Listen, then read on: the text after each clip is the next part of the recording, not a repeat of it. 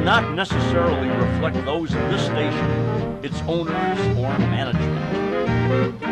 From the John DeVita Recording Studio, it's once again time for our monthly roundtable program, Meet the Chicago Historians.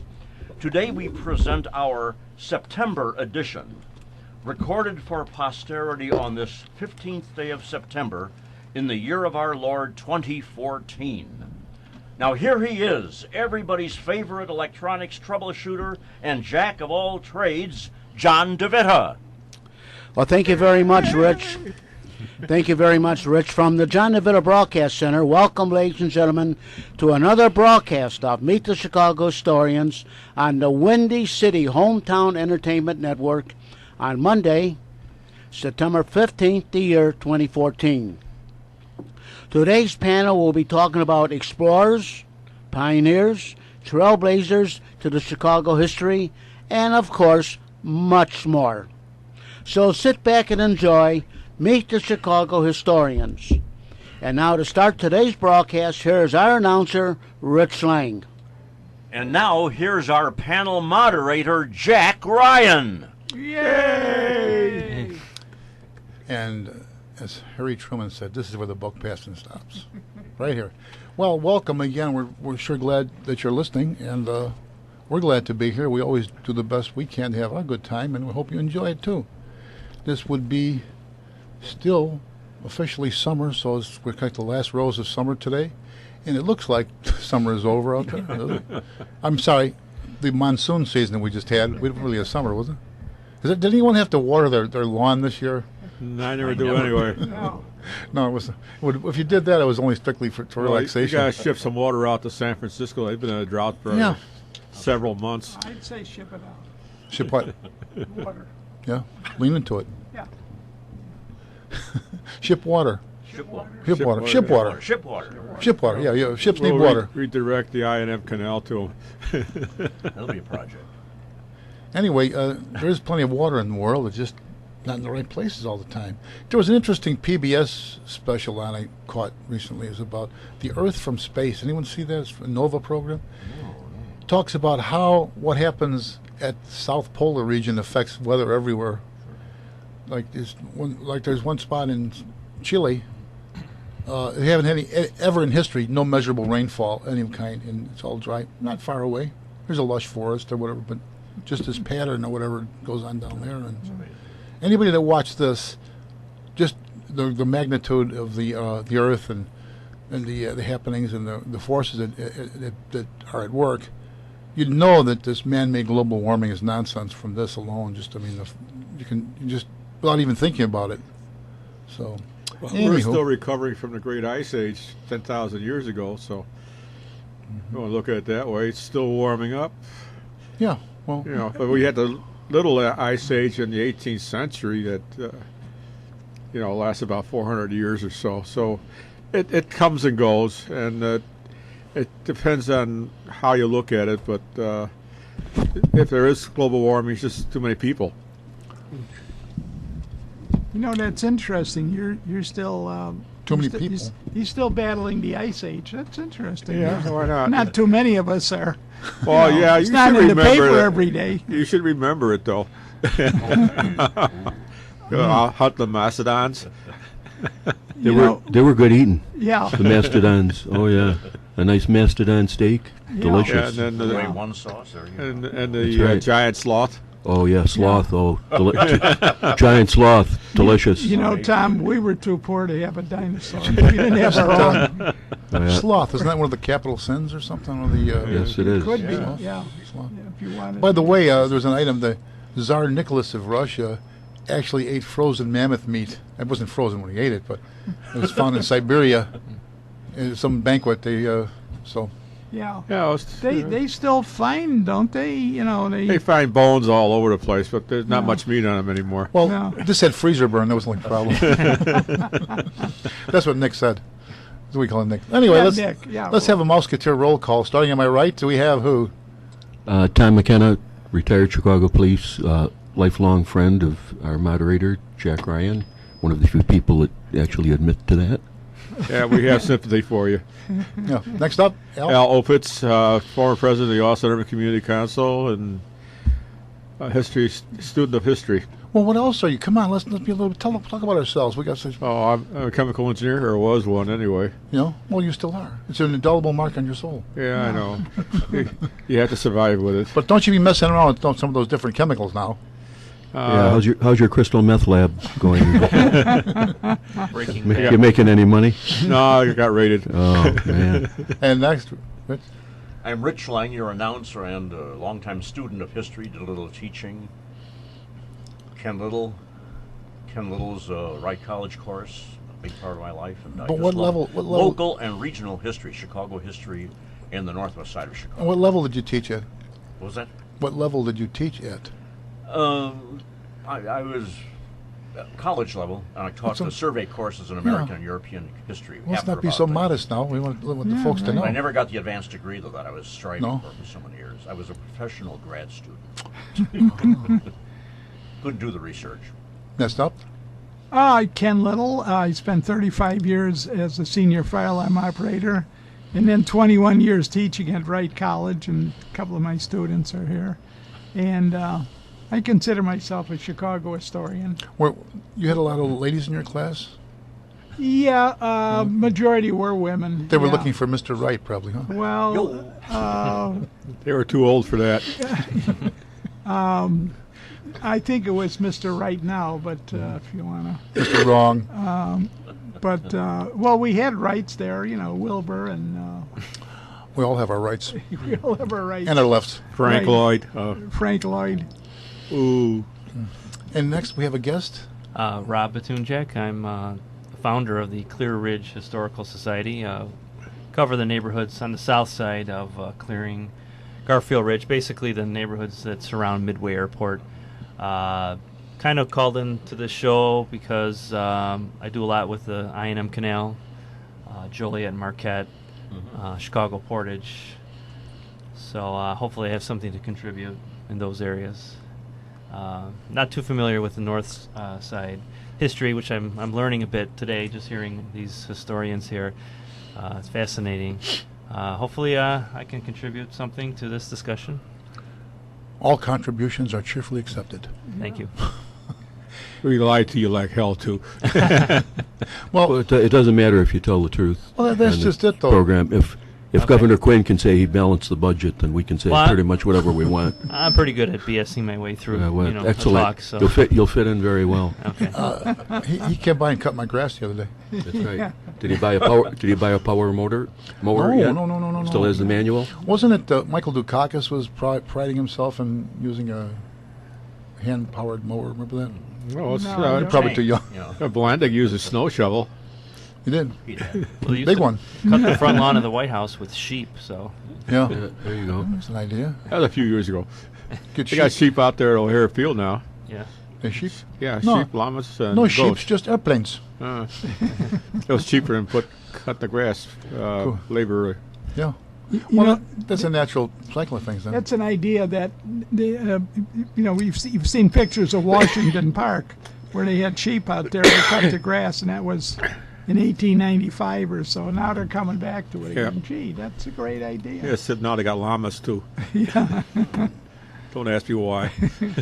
They got a deal on llamas. I guess, yeah. Yeah, 2 for the price of 1. Was that Dolly the llama? Dolly No, llama. no. Yeah. That's a different llama.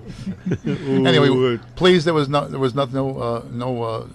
insult meant to anyone of a Buddhist Who? persuasion by my remark, and that was me, so I'm responsible, not the station. Anyway, let's get around. What do we talk about first? Locally here in the city, item about the mayor. They want to raise the cost of hospitalization on retirees. they've been trying to do that for a long time. Well, we Like about 30 or rece- 40%. Yeah, Oh, but big jump. we received. I got something in the mail. You probably did too. And yeah, John is here. He's checking in. General MacArthur has arrived. Yes. Ten Hut. Tom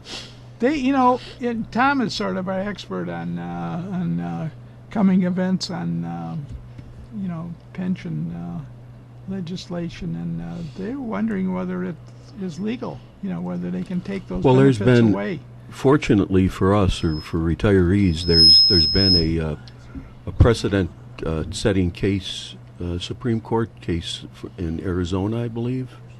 I may be wrong about the state, but it was and I stand corrected. There was a Supreme Court case also in the state of Illinois, not from Cook County, Jefferson County. Is there a Jefferson County? Yeah. Yeah. Well, and the Supreme Court ruled in the favor of the retiree, saying Yeah. that the wording in the state constitution is pretty specific, saying that it shall not be reduced or diminished. So that was a good news for us. Yeah. Yeah. Yeah, But- that's going on for a long time because Washington at one time wanted to eliminate the drug benefits, and that went to court and was an agreement made. But since that time, they've been trying again and again. But Joliet went to court on that too, and they were trying to eliminate the benefits. Is that this? Could be. 1914 was the first day. Oh yeah, I Something did is see that. Technical whistling here. CBS. Chicago. Better? Are we still here? But again, getting back to Joliet has gone to court or went to court on the same issue, so I'm not sure what the status of that was. But I mean, the wording, in my opinion, it couldn't be any more explicit. I mean, diminished or reduced, it's pretty simple terminology. Of course, I know when something gets into the legal arena, a simple word, I mean, I remember our president saying, depends upon what it means, or Is. What yeah, it is, oh, yeah, Is. it depends upon what is. What So is diminished or reduced, I mean, once you get a room full of attorneys, that discussion can last for years. No, Tom, was that ever put in writing that, because I Yeah, worked for it's the in the- city for It's in the 30 state constitution. It's in the state constitution. That's one of the reasons why.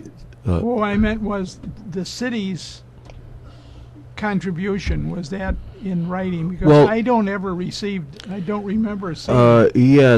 There was a legal agreement between the city okay. and. Is that Korshak? Yeah, that's the Korshak decision. That's still in the court system. Now, But that was one of the reasons. The reason it being in the state constitution, that's one of the reasons why public employees and retirees were so against another constitutional convention in the state of Illinois, because that could have really thrown things up for grabs. they Open up thought the that- floodgates. Yeah, right. Yeah, right. Yeah. Well, the other problem was that Daley did a lot of buyouts. So in many cases, as far as Chicago is concerned, he gave the employees 5 years seniority, and there was no contribution made to that 5 years. So consequently, this type of thing. And the other one was, of course, a lot of politicians double up on their retirement. Right. See, that was one of the reasons why governments all over the state, especially the city of Chicago, and Mayor Emanuel tried to do it with the Sergeants Association, is that if your bargaining group agrees to it being changed, in other words, if they agree to their benefits being diminished in any way, then your lawsuit is really null and void, because the Supreme Court could say, well, you're the ones that agreed to the change. Yeah. So I don't know that's if why it's so anybody does dangerous. It's so dangerous, because he actually convinced the board and the Chicago Sergeants Association to agree to some changes, and if that would have gone through, then that would have really. That would have started. Yeah. that still sounds iffy, because we can't just sit here and agree to waive part of the Illinois Constitution or any Constitution. Yeah. Am I right? Yeah. Does that make sense? Or Right. Yeah. Well, Yeah, again, well, the big problem again, with so far, all of the court rulings have been in the retirees' favor. Yeah. well, And again, that Supreme Court case, I guess, from Jefferson County, the Supreme Court said, this is diminished or reduced. You can't, and that was a health care issue. So, You know, but I mean, they want to reduce the COLA, you know, the cost of living. They want to do everything. Yeah. The wording is something like the state nor applies to state and to every municipal subdivision within cannot contradict. And what has been laid forth and agreed to is binding, is what it comes down to, as a contract would be, right? Yeah. And another thing, is there a lawsuit going on right now? No, are we still not yet. The Korshak agreement for the health insurance, that's in the court system. But see, they really haven't. These were all proposals that they submitted. That this thing that they did with the retirees, it didn't include police and fire, and I forget some other groups. But that's gonna wind up in the court system, and that will be before the Supreme Court. And then maybe that will settle it one way or the other. Well, it should. Yeah. Well, another point is we years ago, police department, we had a Captain George Gannon who became a real. It was a real thorn in their side. They even changed procedures for about our own pension, which are all, by the way, run by the state level, to get rid of him. But he said at a meeting one time, he used to say, his one question was, how much of the city's money goes into your pension? And the answer is none of it, because it's not their money to begin with. They're empowered to collect it for that pension, but it's not city money per se, even though they would use it until they had to put it in, just the same way that Congress uses Social Security funds for years as a little... See, the problem with the pension is that the message from the mayor and governor and a lot of other politicians, the message is presented that look at what these pensioners are taking out of the government state treasury. But the problem is not what we're getting. The problem is that the government didn't put the money into the pension. It was underfunded for years, and it wasn't a problem. So it was a big deal. But I mean, but the way I put it, and to simplify it, you know, let's say I owe you $1,000, you know, and I agree to pay you $100 on January 1st for 10 years. Pretty simple. So January 1st, the first year comes up, and I say, "Hey Ken, you don't need that $100, do you? I mean, come on, I'll give you $200 next year. You know, that's fine." So you just follow me down the road, and now all of a sudden, you know, I owe you $1,000. Yeah. Yeah. And then, you know, then I say, "Look at this. He wants $1,000 from me. I don't have $1,000." Well, that's not how it got to be $1,000. No. Yeah. And now look at this. We owe billions of dollars to the pension funds. Well, if you would have put the money in, that's why the state legislature enacted the law. I think it goes into effect in 2016 that the municipalities, you have to put the money in, and that's what Emmanuel is so upset about. That's why he says, you know, I will refuse to fund pensions on the backs of tax-paying citizens. You know, I mean, a great demagogue, but that's not how it happened. Yeah. They How were was he funding the they were the ones. They were the ones that didn't fulfill their commitment. We fulfilled our commitment. Our contribution to the pension fund is deducted from right out of our paycheck. From check number one. Yeah, close to 10%. Yeah. Well, the other problem is the citizens of City Chicago have a double problem in the fact that the state teachers' pension fund is funded by the state, but the state Chicago of Illinois teachers' fund is only funded by the City of Chicago. So consequently, we're not only pay for the City of Chicago teachers' fund, but the state of Illinois teachers' fund. So we get double taxed on that. But the thing is, I mean, with pensions, you know, it's something that you earn, and it's one of the reasons why why someone took a job as a firefighter, or someone took a job as a police officer or a teacher, because I know when the economy was good, I mean, when I was on the police department, I was offered positions that I could have doubled my salary. But the reason that I stuck it out is because I was looking at the pension. At the end you of know, the line. you tell people, or people find out how much you're getting in pension, they say, "Boy, you really got it good." I said, you know, let me explain something to you. When I was working the Dan Ryan Expressway in the traffic division on midnights, on Christmas Eve, with 6 inches of snow on the ground, stopping nothing but cars full of potential dangerous people, Nobody ever came up to me and said, you know, officer, you really got it good here. Yeah. Boy, this is great. Well, now, because I stuck it out and I've got a reasonable pension, now all of a sudden I've got it good? Yeah, the pension was part of the deal. That was That- that was part of the exa- deal, and that- that was part of the package exa- of your compensation, your Exactly. health benefits, and the pension for being a police Exactly. officer or a firefighter. Exactly. And now, when it falls due, it's like, hey, what do you have? What's Right. all this money? Why should you be getting all of this? Yeah. Right. Well, the other problem, like I work for the city of Chicago. Now, if I went out in private industry, chemical engineers was probably made $20,000-$30,000 more a year than I did, and they got benefits along with it. Now, all of a sudden, of course, I got better retirement benefits than they did in general. But the fact was that I ended up with less money because of the fact that I worked for the city of Chicago and I was restricted. But the other catch on that, of course, is the fact that the laws in the city of Chicago are such that you can't really do your job the way you're supposed to. In other words, I do an engineering job. They send it out to purchasing department. The purchasing department decides whether I need it or not, even though it affects the operation of the water plant. They decide if I get it, when I get it, what I get, and by the time I get it, I have no idea what it's for. So know- this is one of the problems. You waste a lot of money. you But know. it's the city that works. Yeah. You know, I'm going to cite one thing. Do you remember when we had the so-called river flood? Oh, Where very, the- Oh, very, yeah. very Which one? well. Yeah. The river flood When the where river- the They punched into the. Yeah. In the punched in, 90s, yeah. The river- 93. the river sprung a leak. Oh, yeah. 92, I think it was. Yeah. Right. Tunnel. We had a fireboat there. It was then the Medill. Was on station there for a month straight. They use it as a platform, you know, for the divers, and they were throwing all kinds of stuff in their mattress and stuff like that. You know how much that cost the city of Chicago an overtime for that fireboat to be there? 24 hours a day, 7 days a week for a month. Nothing.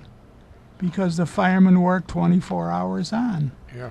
And they're there for the whole day. The next day, they went and changed shifts. They had to Well- maybe go to the dock or something. Never cost them a penny. Now, anybody else, if there were some police, streets and sanitation, other people there, divers, etc., they were all getting money. The fire department never collected 1 cent. Well, the other all problem with that that time. with that flood was the fact that people told the supervisors that there was leakage in the tunnel, and they ignored it. Yeah, We were warned, yeah. And the other thing, the They contractor even was took told pictures. the contractor was told he was supposed to check below the surface to make sure there was no other problems there, and he didn't. And he pile drived right into the tunnel.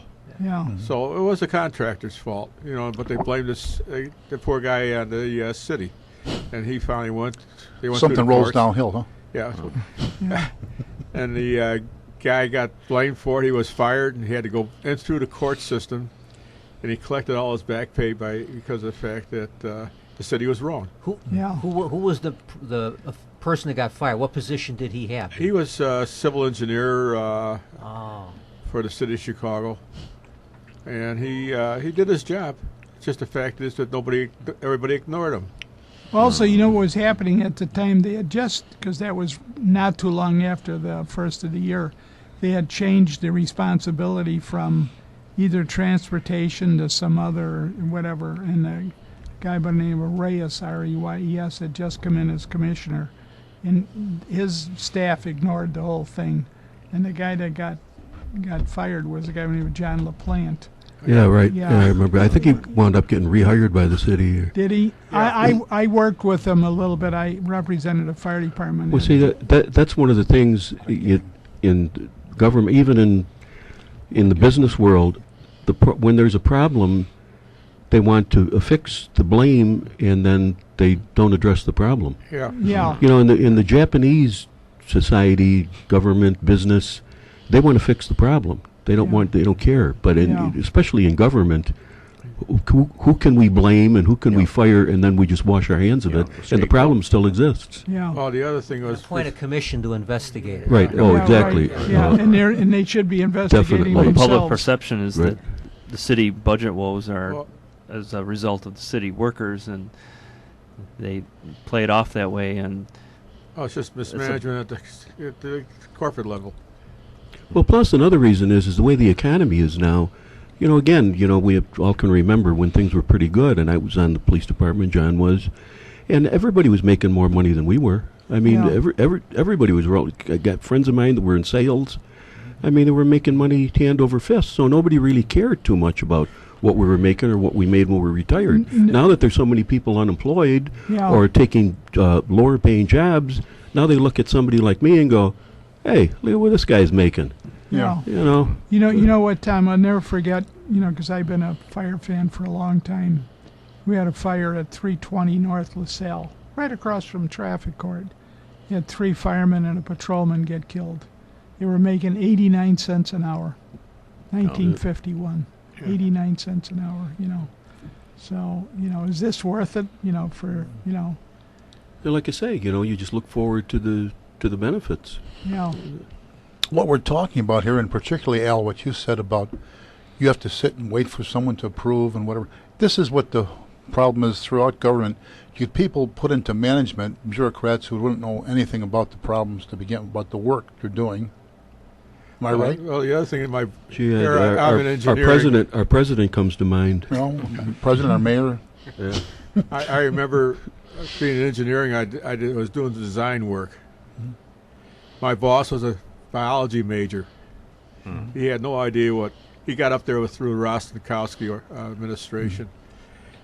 So you know, and the other thing was I did the drawings for 2 storage tanks. So it was sent to the civil engineering group, and then to purchasing. They put 2 circles on a paper, and they said, "Here, build 2 tanks."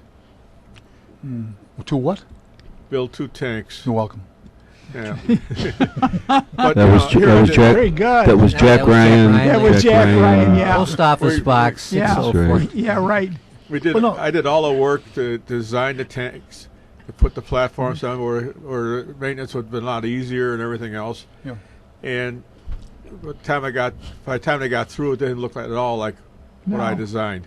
You know. Not only that, you know, the fire department, every number of years, maybe 5, 6 years, the underwriters would come in and they'd rate the fire department. They'd start with the water department, and they'd start with the equipment and manpower and all that. And our boss the chief operator was involved, and finally came to him, and you know what they said actually to him? They said, "What do you want changed? You tell us what you want, and we'll put it in the report," because they knew that he had the answers, you know, and it really wasn't that big of a deal, but part of it was manpower, you know. Well, plus there's so many things that, I mean, common sense doesn't enter into the picture in a majority of these decisions. I remember I was injured on duty. You go to the medical section, and if you're injured on duty, they refer you to I was in a pretty bad car accident, but anyway, so they're going to refer me to a orthopedic surgeon. Well, they have a list so you look at the list, you see who's close to your house, and you say, "I like this guy." Yeah. So they call him and they say, "Well, we can't refer you to him because he doesn't have an appointment within 2 weeks, and we can't make an appointment for longer than 2 weeks." I said, "Well, okay, then let me try this guy." So that guy wasn't good enough. So now it goes like 3 weeks, and now the original guy. Now he has an acceptable. opening. Yeah. Now he has an opening, but I actually waited like 4 weeks to see him, but it was in their criteria from the time that the appointment was made. It fit in the 2-week. You know, I mean, you just want to beat your head against the wall. Yeah. You know, and the girls that were doing this, I mean, they obviously, you know, I talk about patronage hiring. I would strongly make a strong suggestion that their job interview went through their local ward office. More likely. Yeah, but anyway, and they didn't get the point. I said, "It's Yeah. been 4 weeks since I came here." "Oh no, see, it's only 2. It's from this day, and then Yeah. look at the count of this day, so that's 2 weeks." Another criteria Yeah, okay. at the medical section, they had to be extremely rude to the people who were coming into it. Am I right? Yeah. That was part of the job description. I was on a cast on my leg, And I came in, I walked to the one desk, and the nurse goes, You don't have your file. Go over and get it from the other desk. and I got a cast, I'm on crutches, you know. Yeah. And this was a so-called police officer herself, but, you know, not really. She was a nurse. You should have fallen down on the floor and said, "Hey, help! I need, you know." Yeah, Yeah. good idea. Yeah. And one time there was one lady doctor there, and you come in on your visit, and she would ask you questions, all kinds of questions. I was next in line to see her, and my file's there, and she's still talking to the other person. Meanwhile, the doctor in the next cubicle, who was, by the way, he was Asian, I believe he was Chinese, he gets up and he's stretching, he's down. So I walked into her cubicle and said, "Excuse me, doctor, they want my file in this." I took it to the other. I'm walking out ahead of the one who's still in talking to her. Yeah. So I mean, you know, Yeah, well, I don't the know if statute of limitations I don't know is if the running that fire- one, I so- don't- John, I don't know if the fire department works that way or not. it looks like it's time for a break. break. We'll be right back to our discussion following this short intermission. All right. Boy,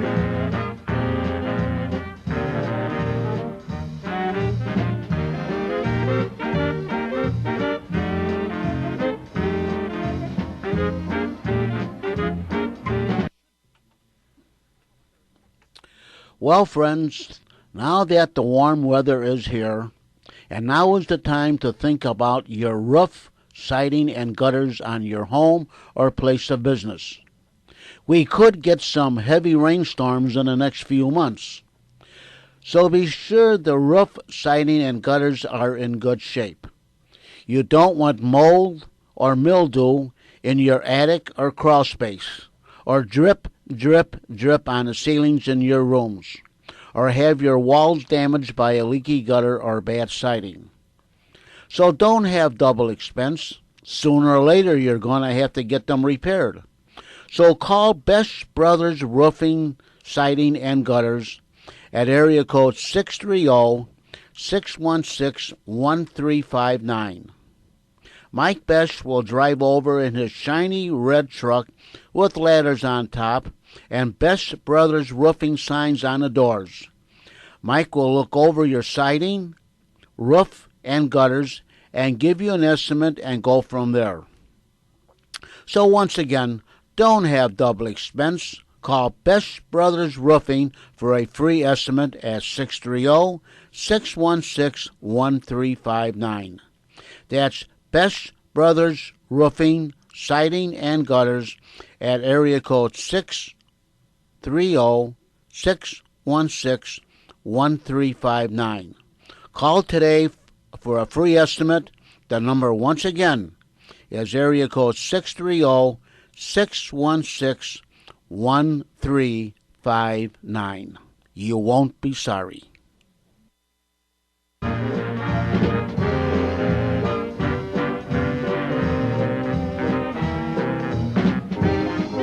Now back to Meet the Chicago Historians. Jack? Well, welcome back, everyone. We're still doing our recent history, also known as current events. I like when the History Channel says, "History made fresh every day." Beautiful. Huh? We can't hey, use that's that. Though. good. to continue slightly on So anyway, how about on the statewide? We got a governor's race and a senator's race, and who knows what's going to happen there? Got our grass cut or? Well, as much I met Quinn years ago. He was a nice guy and all I'm sure that he stuff. is. However, he's Former not Gilda. too efficient. He was. Effective, He's I been guess, trying a to get better office way. for years, hasn't he? He's always was Yeah, a he lives public right, advocate. He or lives right something? by Yeah. Mars Candy, He's a Fenwick graduate, I He believe. lives near Mars Candy. about a Galewood block neighborhood, I away. think it is, Yeah, yeah. right, Yeah, right yeah, about a yeah. block away. Remember that the old Like a saying: mouse the best candy on earth comes from Mars. Yeah. Yep. The Mars brothers also lived in Chicago. Really? Yeah, Chico they were born Hartwell? in Chicago. Does anybody know what a Mars emergency light is? Yeah. Mars Light, yeah. Yeah. That comes from the fact that O.J. Wilson came in with those, I think? No, no, so fire department started in 35 Oh, really? or so. Frank Mars from Mars Candy allowed the, I guess you might call him patent, the guy who designed it, what would you call him, an engineer maybe. He allowed him to use his workshop And so we call it the yeah. light from Mars. Mars light. Mars light. Yeah. I don't know if they're still in business, but No, I don't think so. I know No. most all the police lights now are strobes, Yeah. yeah. A lot of stroke. strobe Yeah. lights, and I Well, think federal strobes are more efficient. federal signal. You I know, think it's speaking of that, amazing. Tom, that blue light is really, really attractive. And you see that light out there. You know, the police they've got somebody stopped and they're interrogating or Very whatever. eye-catching. When we first went into those cars to stop everywhere, which direction? Because it was like so bright. Yeah. Well, that was O.W. Wilson had a lot to do with the distinguishing marks for the Chicago Police Department with the checkered hat band, so you know it was yeah. police, and also the blue Mars lights, Blue ones. because prior to that they were, some had red, some had blue, and he was the one. There were a lot of. Then it went nationwide. That if you saw a blue light, you knew it was the police. It was police. Right. Well, prior to that, volunteer firemen, throughout the state, they had blue lights Right. when they were responding to fires. When at that time, the only two agencies could use a blue light in Illinois were Chicago Police and Atomic Energy Commission had them. I know that for a Is that fact. right? Okay. Yeah. They were by law, it was restricted to Yeah. Chicago. Right. Yeah. Yeah, the strobe lights are more efficient. Now you see these cars coming in, they got so many lights on a damn thing you don't know. It looks like it's coming Traffic from Mars. disruptors. Well, Sure as can long miss as the lights are on, though, you know that's an Yeah. emergency vehicle, and it's Heading for the donut shop. But Oh, but the problem comes in now. A lot of stores have these strobe lights going on there, and they face traffic, and they could irritate the hell out of the driver. Yeah, right. Yeah, that's true. Yeah. So, Well, some of them need it too. yeah. Yeah. Anywho, Yes. we it's after Labor Day, and supposedly that's when the public starts paying attention to Basically. election time. It does. Yeah. And we have some state elections coming up, and we'll be having the aldermanic isn't the same, is it? And the mayor that comes in a That while. comes in February. February, March. March. Okay. Yeah. A nice lousy time of year when they can get a low voter turnout, isn't that it? Well, that's the idea. Yeah. That's why Illinois has a March Yeah. primary. The problem comes in that it's a little harder to dig the graves at that time because the ground's still frozen. But you know, By the way, we have to mention we were joined in progress by one of our regular men, and he didn't wear his uniform today. No. Last time came in as General MacArthur. John Koshelko, welcome. Good to be with you. Thank You've been you. participating already. I just didn't introduce you. I appreciate the introduction. I came as General Douglas MacArthur last month because of August and VJ Day and the surrender of Japan. But today I'm here as myself. As a Very good. surprise appearance, special guest appearance by John Escacholco. No As corncob himself. pipe No, I left the corncob pipe at home with the sunglasses and the button nose. and the suntans, as they called the khaki uniform. Yeah, khaki. Yeah. Khaki, not tacky. Yeah. yeah, the other one is they used to have what they call the pink uniform. Oh yeah, pink. Yeah. You see that in the movie. You see World War II movies with Yeah. the pink trousers. Oh yeah, why? I know there was some during World War II. The Navy came up with a battleship gray uniform. The chief of naval operations, Admiral Ernie King, wanted to have a different service uniform, and he came up with a gray uniform. He felt because that was the color of the battleships, battleship gray. Trouble was Chester Nimitz hated the uniform, so it was banned in the Pacific Theater, and it was mandatory in Washington and in the Atlantic Theater because King had greater control over that. But out in the Pacific, Nimitz made it clear he didn't want anybody wearing that gray uniform. Well, So there were several different styles of uniforms that came up during World War II. Well, the other one was the Ike jacket came out. Oh, yeah. And then, of course, Patton, he had modified like an Ike jacket too, but he also carried two guns and holsters. Not pearl. Ivory handled. Not pearl. Ivory Not handled. pearl. Ivory Ivory. handled. Ivory handled. Yeah. But a general can more or less do as he wants with his outfit, can't he? Must have Not been- anymore. No, not today, no. No, but that time, yeah. And Well- when I got one of the Air Force, they had Ike jackets. I still got it at home somewhere, and I never really dressed in dress uniform. I was airplane mechanic, so consequently, the only time we dressed in blues was the fact when he had to do a parade, or else I was hitchhiking home. William Manchester wrote a biography of MacArthur in which he referred to the Ike jacket as being a filling station attendant's uniform. interesting. That's not Yeah. nice. Yeah. But he was making the point that Ike projected this more folksy image where MacArthur was always thought of as the more austere, ramrod military He was a figure. great actor too. That's what Eisenhower said. Yeah. Yeah, right. Well, you have to be. And in return, MacArthur said that Ike was the best damn clerk that ever Yeah. served under him. Yeah. Yeah. Well, Best like, clerk that ever served under me. it's brought up pretty clearly in, say, Patton. He's given the same kind of talk that a football coach would give at halftime or before the game. You know, Yeah. what do you say in the one spot? They'll lose their fear in the picture. You'll lose their fear of the Germans. Just they hope they don't lose their fear of me. You know. So. Yeah. Yeah. Right. My favorite quote of military leader was Schwarzkopf during I think it was Desert Storm, when he was asked how he felt about the French not joining the coalition.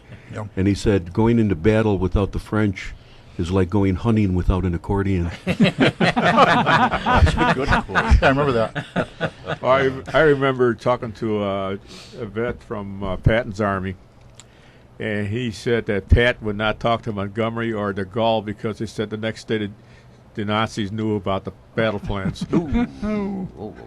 That hurts. Do you remember there was a bomb? What the hell did they call it? It was a bomb that could blow up quite a bit. Blockbuster? Blockbuster was one of them, yeah. Yeah, and someone was giving a briefing one time in like State Department, or it was probably military, and they said, "My God, this can kill, hundreds of people or something like that." And I said, "Is that really necessary?" And the officer said, "There is no nice way to kill anybody." Yeah. So that's the way you got to look at it. Yeah.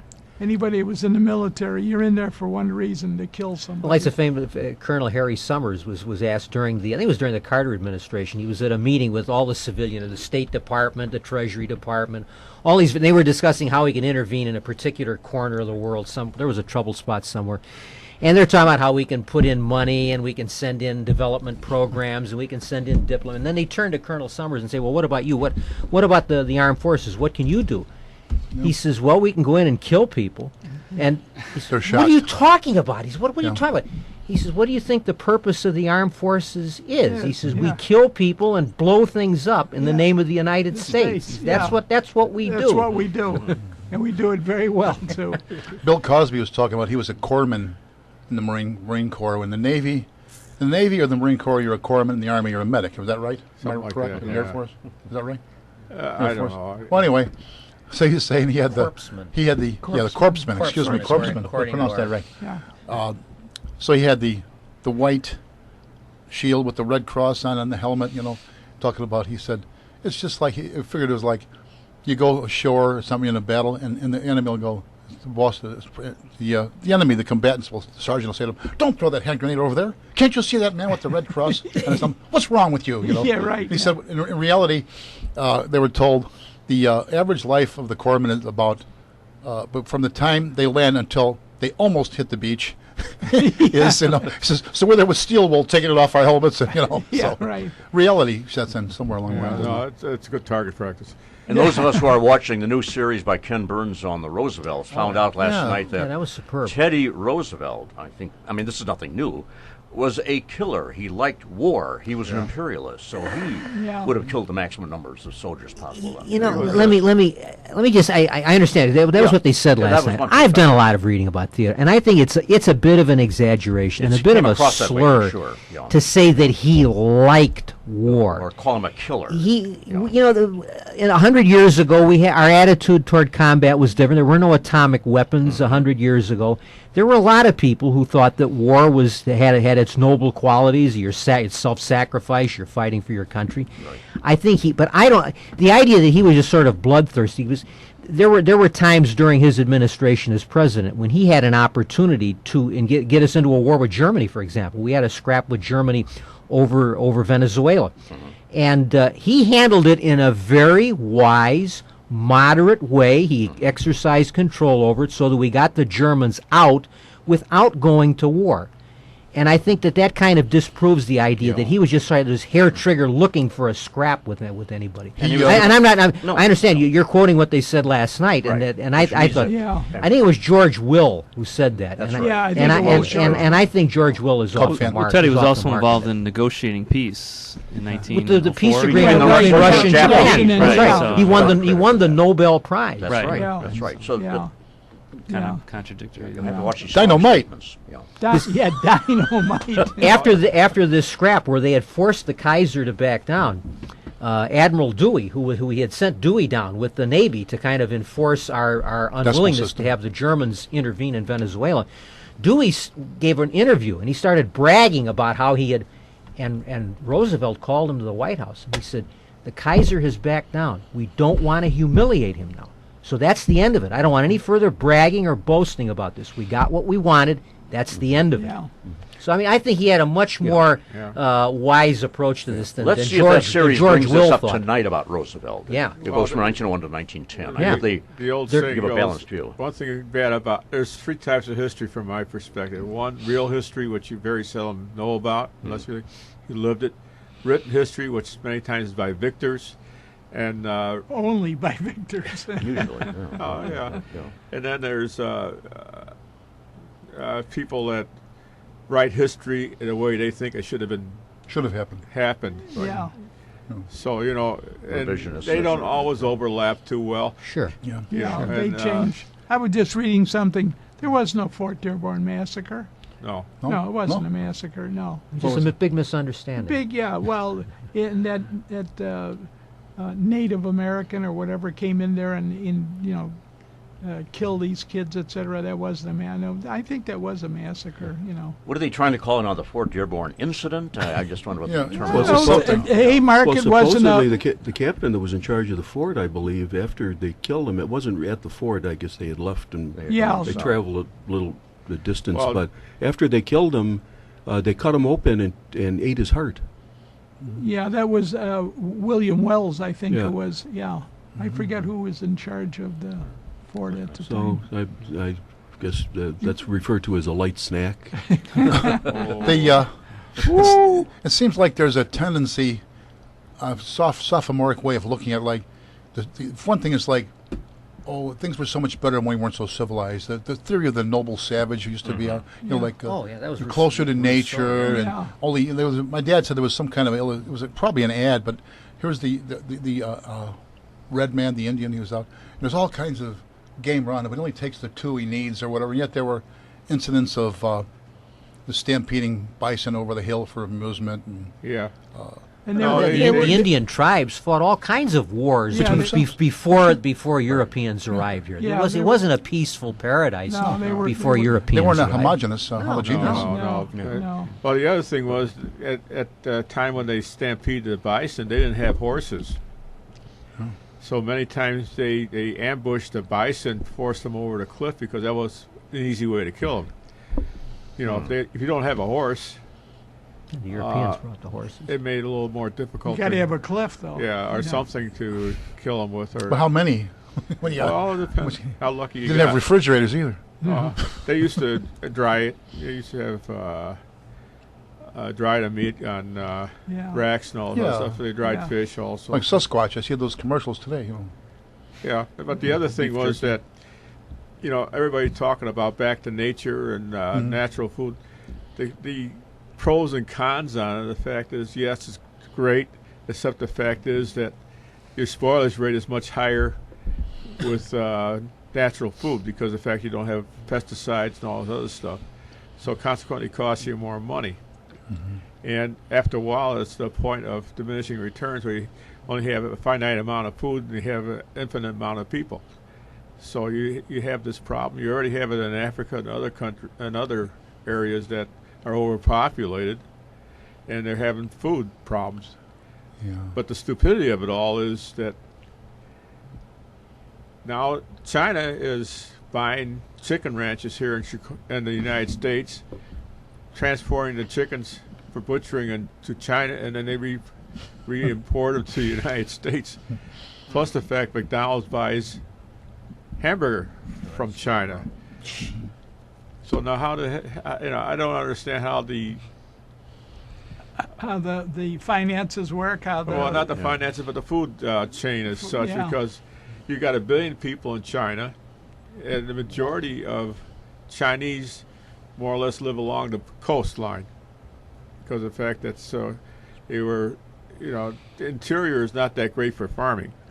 They don't have only natural resources they have is coal, and it's a mountainous area in general. So it's a real confusing situation, from my perspective anyway, of how The way they operate, they would let their own people be starving if they could sell abroad.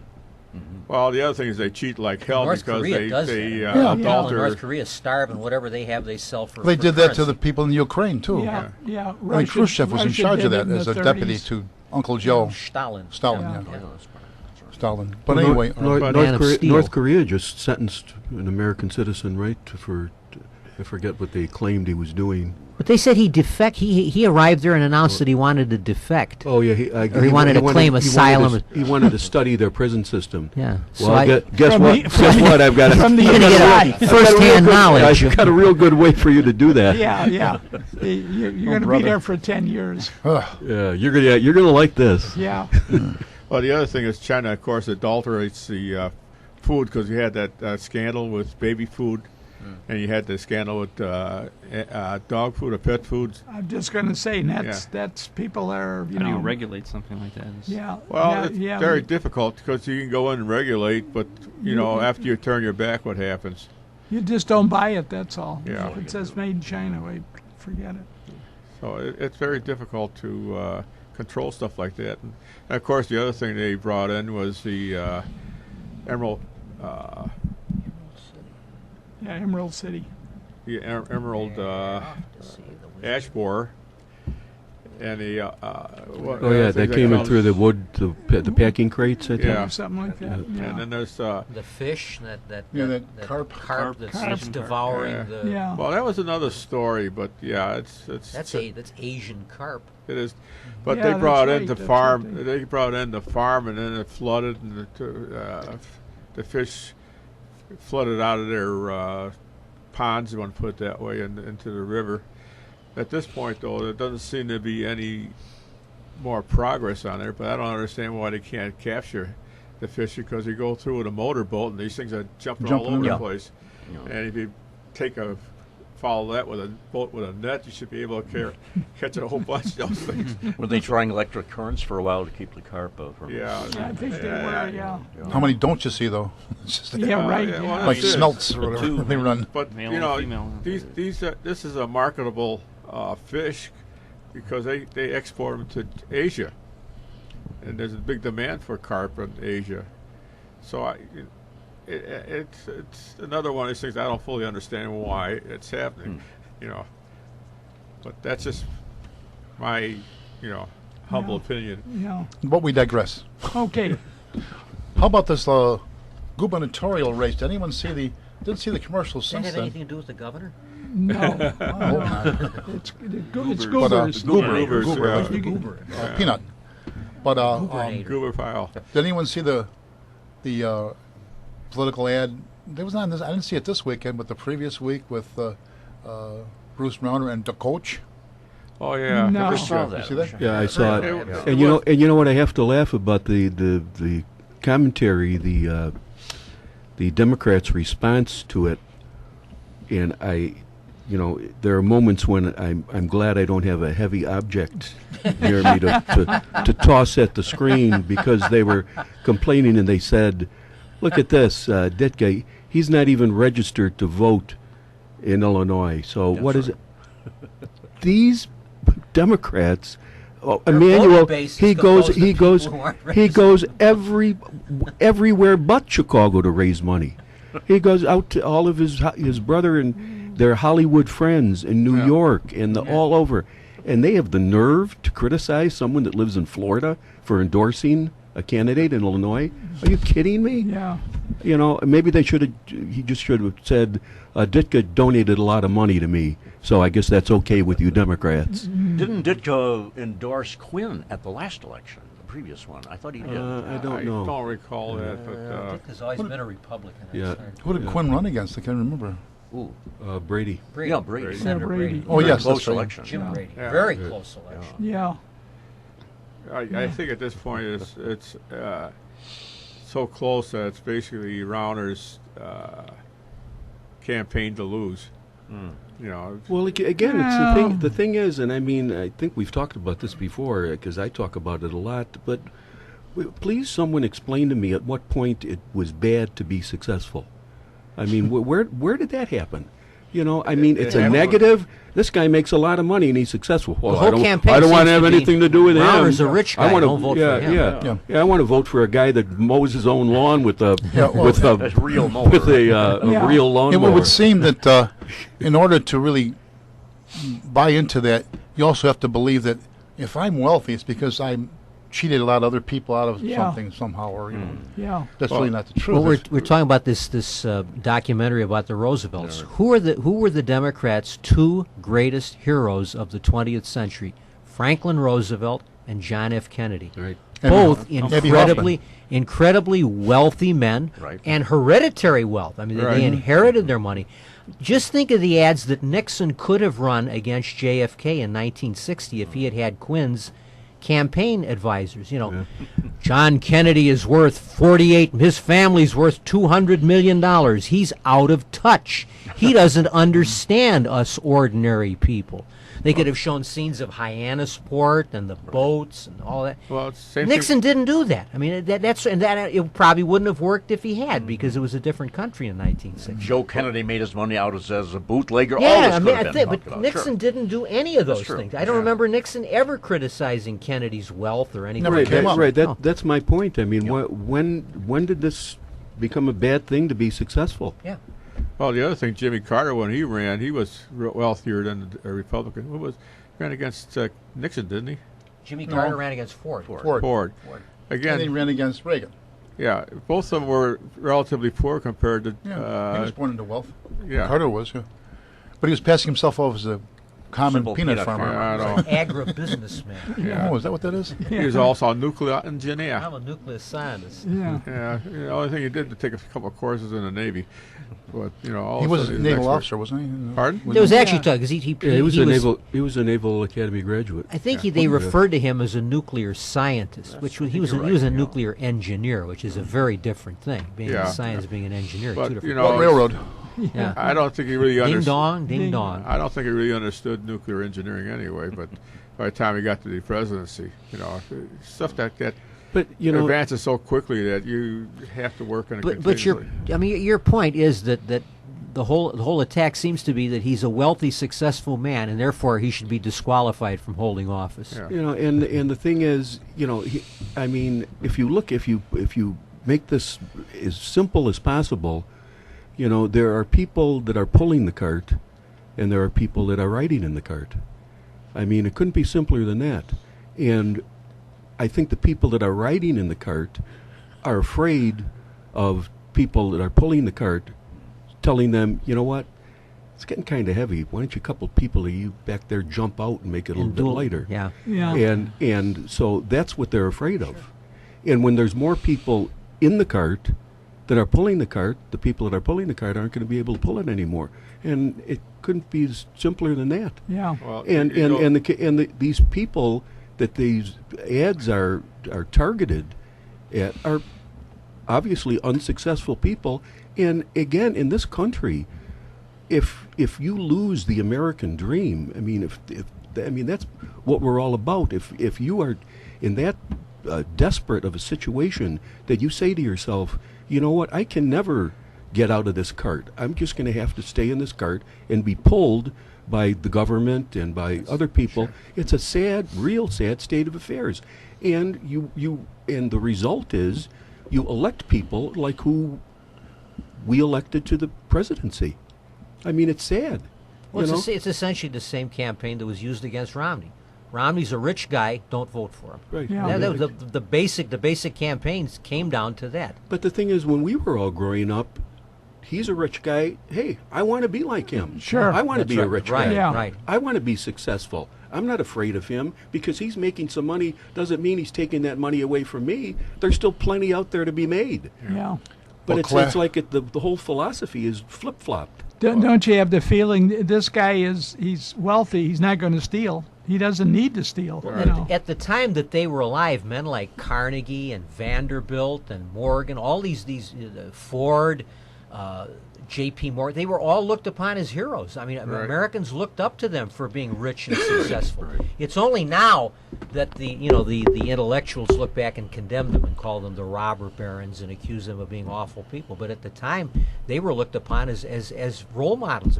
People wanted to grow up to be like that. Well, the other And we thing shouldn't lose that. The other thing was the Roman Empire. Why it failed was various controversies about that, but one of the things was that people decided to give more and more power to the government. In other words, they wanted to be entertained, and they wanted somebody else to take responsibility. And consequently, the corruption at the higher levels got worse and worse and worse, and pretty soon the empire fell. Funny you should mention, if somebody heard somebody call in this morning on the radio show, they said it's like people are like they're giving all of their own responsibilities to themselves. They want to give it to some governmental agency to take care of them, and that's what's happening more and more. And it must be time, isn't it, for another break? Break. Everybody out Yes, for the recess. indeed. You're listening to Meet the Chicago Historians, and we're glad you are. We'll be right back.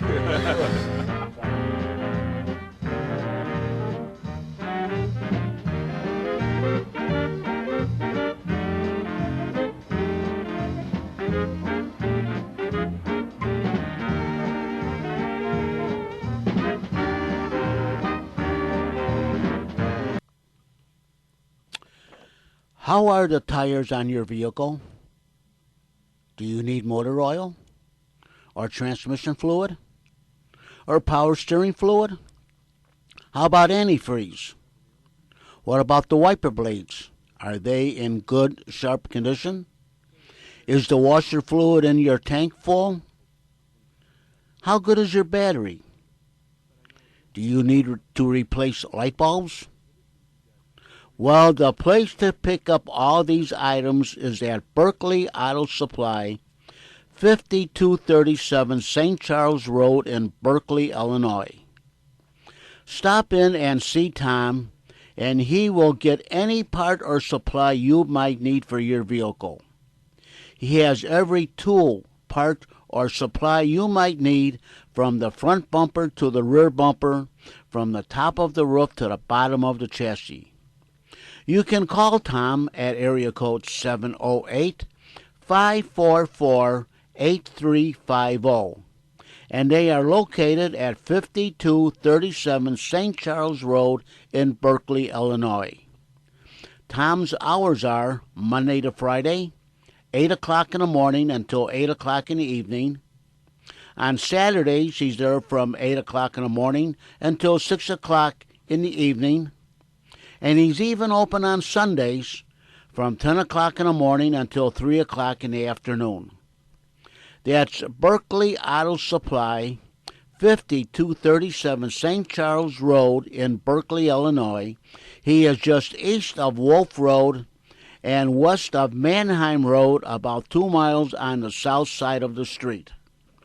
You can call 708-544-8350 for parts, tools, and supply. That's Berkeley Auto Supply, 708-544-8350, and he's located at 5237 St. Charles Road in Berkeley, Illinois.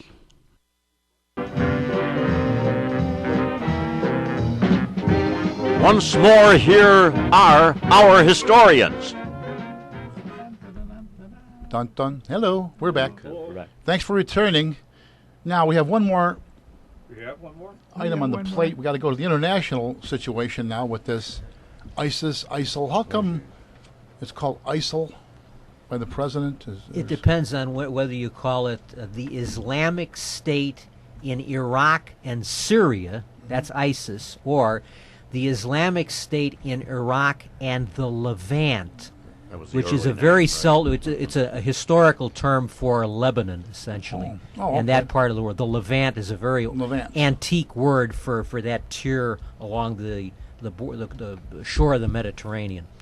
So that's where they get ISIL. Well, But- I'm glad that our president cleared up the matter of a group that calls itself Islamic is not really Islamic. Yeah. You know, that book, 1984, if you didn't read the book, the movie about when he holds up, 4 fingers and says, how many fingers am I holding up? Said 4, and if Big Brother says it's 5, is it 5? Well, yes, it is. Why are you? But see, we really want you to believe that it's 5. I mean, how can someone? I mean, our president say that an organization that says it is Islamic, that we know is Islamic, isn't really Islamic because Big Brother says it's not Islamic. Well, so is it Islamic? No, it's not because Big Brother It's Islamic, said no. but they had the Sunnis versus the Shiites, and consequently they've been battling for centuries. Yes, they have. And then they also got the Kurds in between there somewhere, which are relatively minor Islamic group. And it's one of these things, you don't pray to what I do, so bang. Yeah. We it's a can't stupidity. understand that. We can plus understand. another thing that he said, we will not have boots on the ground, but we have boots on the ground. Advisor, There's not a lot of boots on the ground, but see, we don't. So, do we have boots on the ground? No, we don't have boots Well, on the the other ground. thing Just a small point. I wish they would formally eliminate that phrase of boots on the ground. It is the most overused expression. And everyone who wants to sound tough and military, says, well, we're not going to put any boots on the ground. They're ground forces. That's what they're talking about. They're talking about Exactly. soldiers and Marines. They're ground forces. Exactly. Ground pounders. Yeah. And they say there's going to be about 1,500. Well, But it's like in the movie The Wizard of Oz. Pay no attention to that man little guy behind in the the curtain. We don't have any troops there. Well, what about those 1,500? am the great Yeah. and powerful Oz. I mean, it's ridiculous. Well, you're trying to. I mean, they're. I was reading the paper yesterday. They're receiving something like $3 million a day to the ISIS group. And it's by intimidation, by fraud, by selling the oil or something. Isn't They it? also cleaned out the bank in Mosul when they captured the city of Mosul. They've got oil wells now. They're pumping oil, and so they've got income. They're making a Yeah, great deal of money. basically there's just a bunch of thugs that are trying to conquer the world, or at least their world. Yeah. It looks like some indications are that some of these other potentates in the Middle East are beginning to think, this could be my scalp too. Yeah. If they don't get Well, involved. the Saudi Arabians are starting to worry a little bit because of the fact that they're I'm not sure. I think they're Sunnis. Saudis are Sunni. And Most of the Arabs are Sunnis. The Shia are very. Iran is predominantly Shia, but Iran is not Arab. Iran is Islamic, but the Iranians are not Arabs. In the Arab world, there are very few Shia. They're a small minority. I know a lot of them are afraid of them anyway. It doesn't make any difference. But the other thing that always bothered me was the term. I'm doing good right now. Anti-Semitic. Semites include the Arabs. Yeah. sure. Not the thing that comes out biologically truth.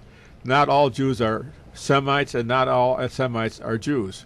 Yes. No matter how you put the law, it's a fact of nature. This is the way things are.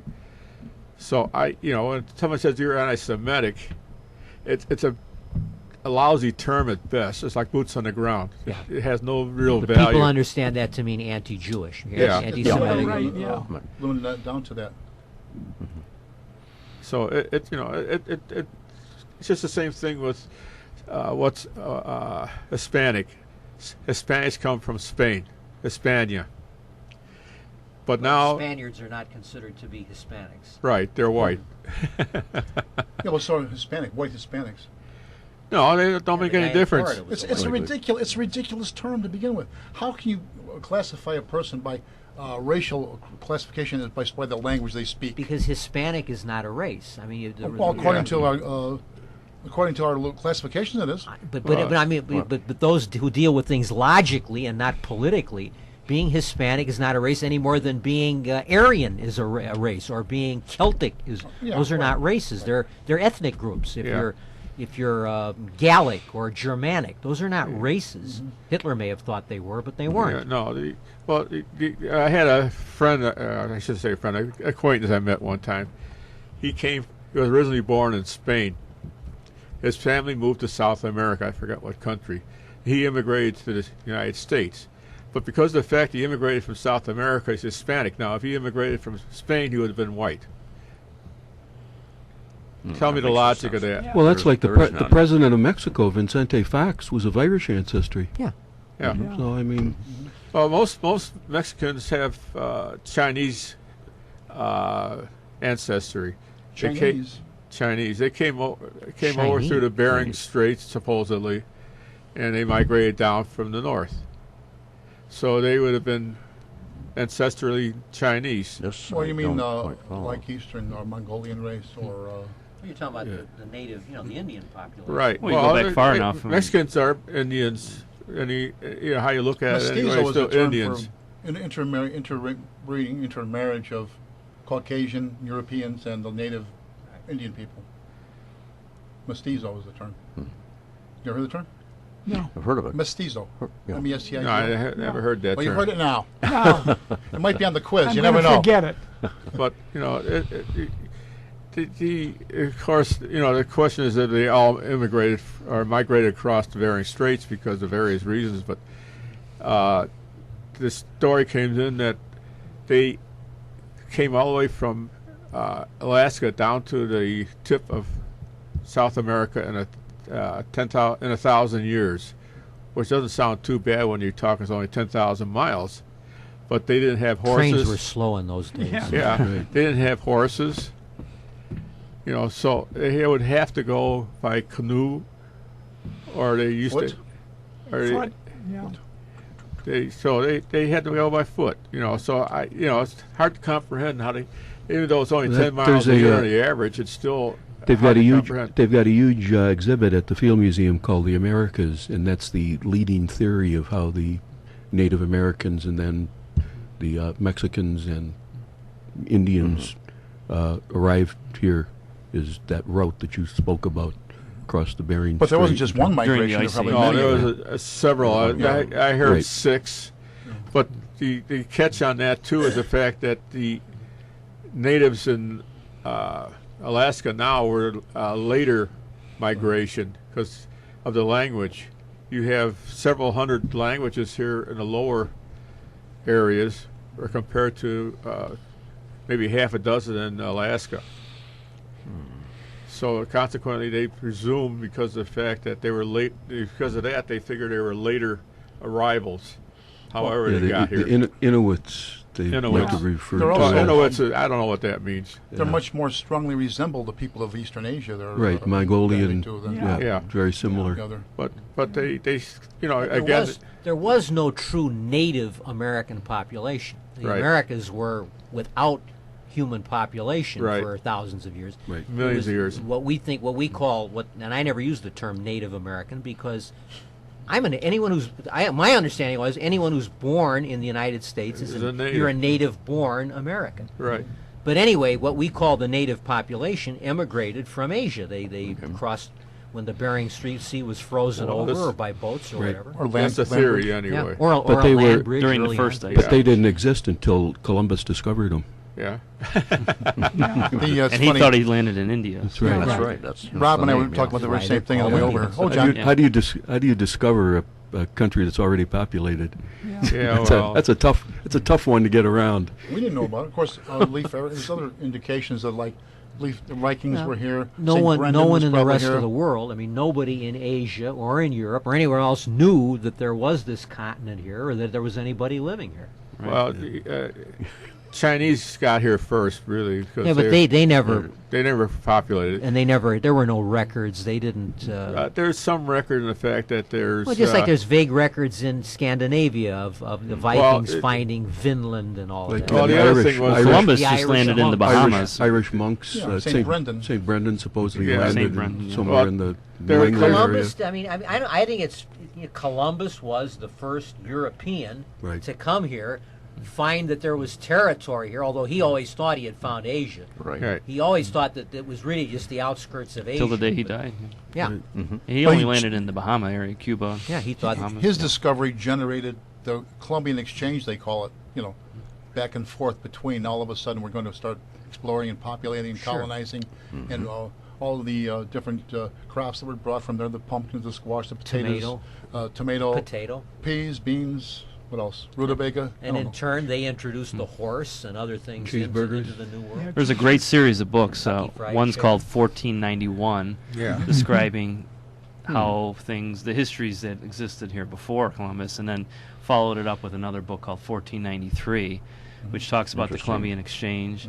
And not only exchange of that, but exchange of diseases, Yeah, well, exchange of hereditary, intermingling of, Well, of the ethnic groups, and But the other thing was that they showed where there was Chinese plants in South America that were apparently brought over with the Chinese fleet. So they're non-native those plants. things. Those could have been brought.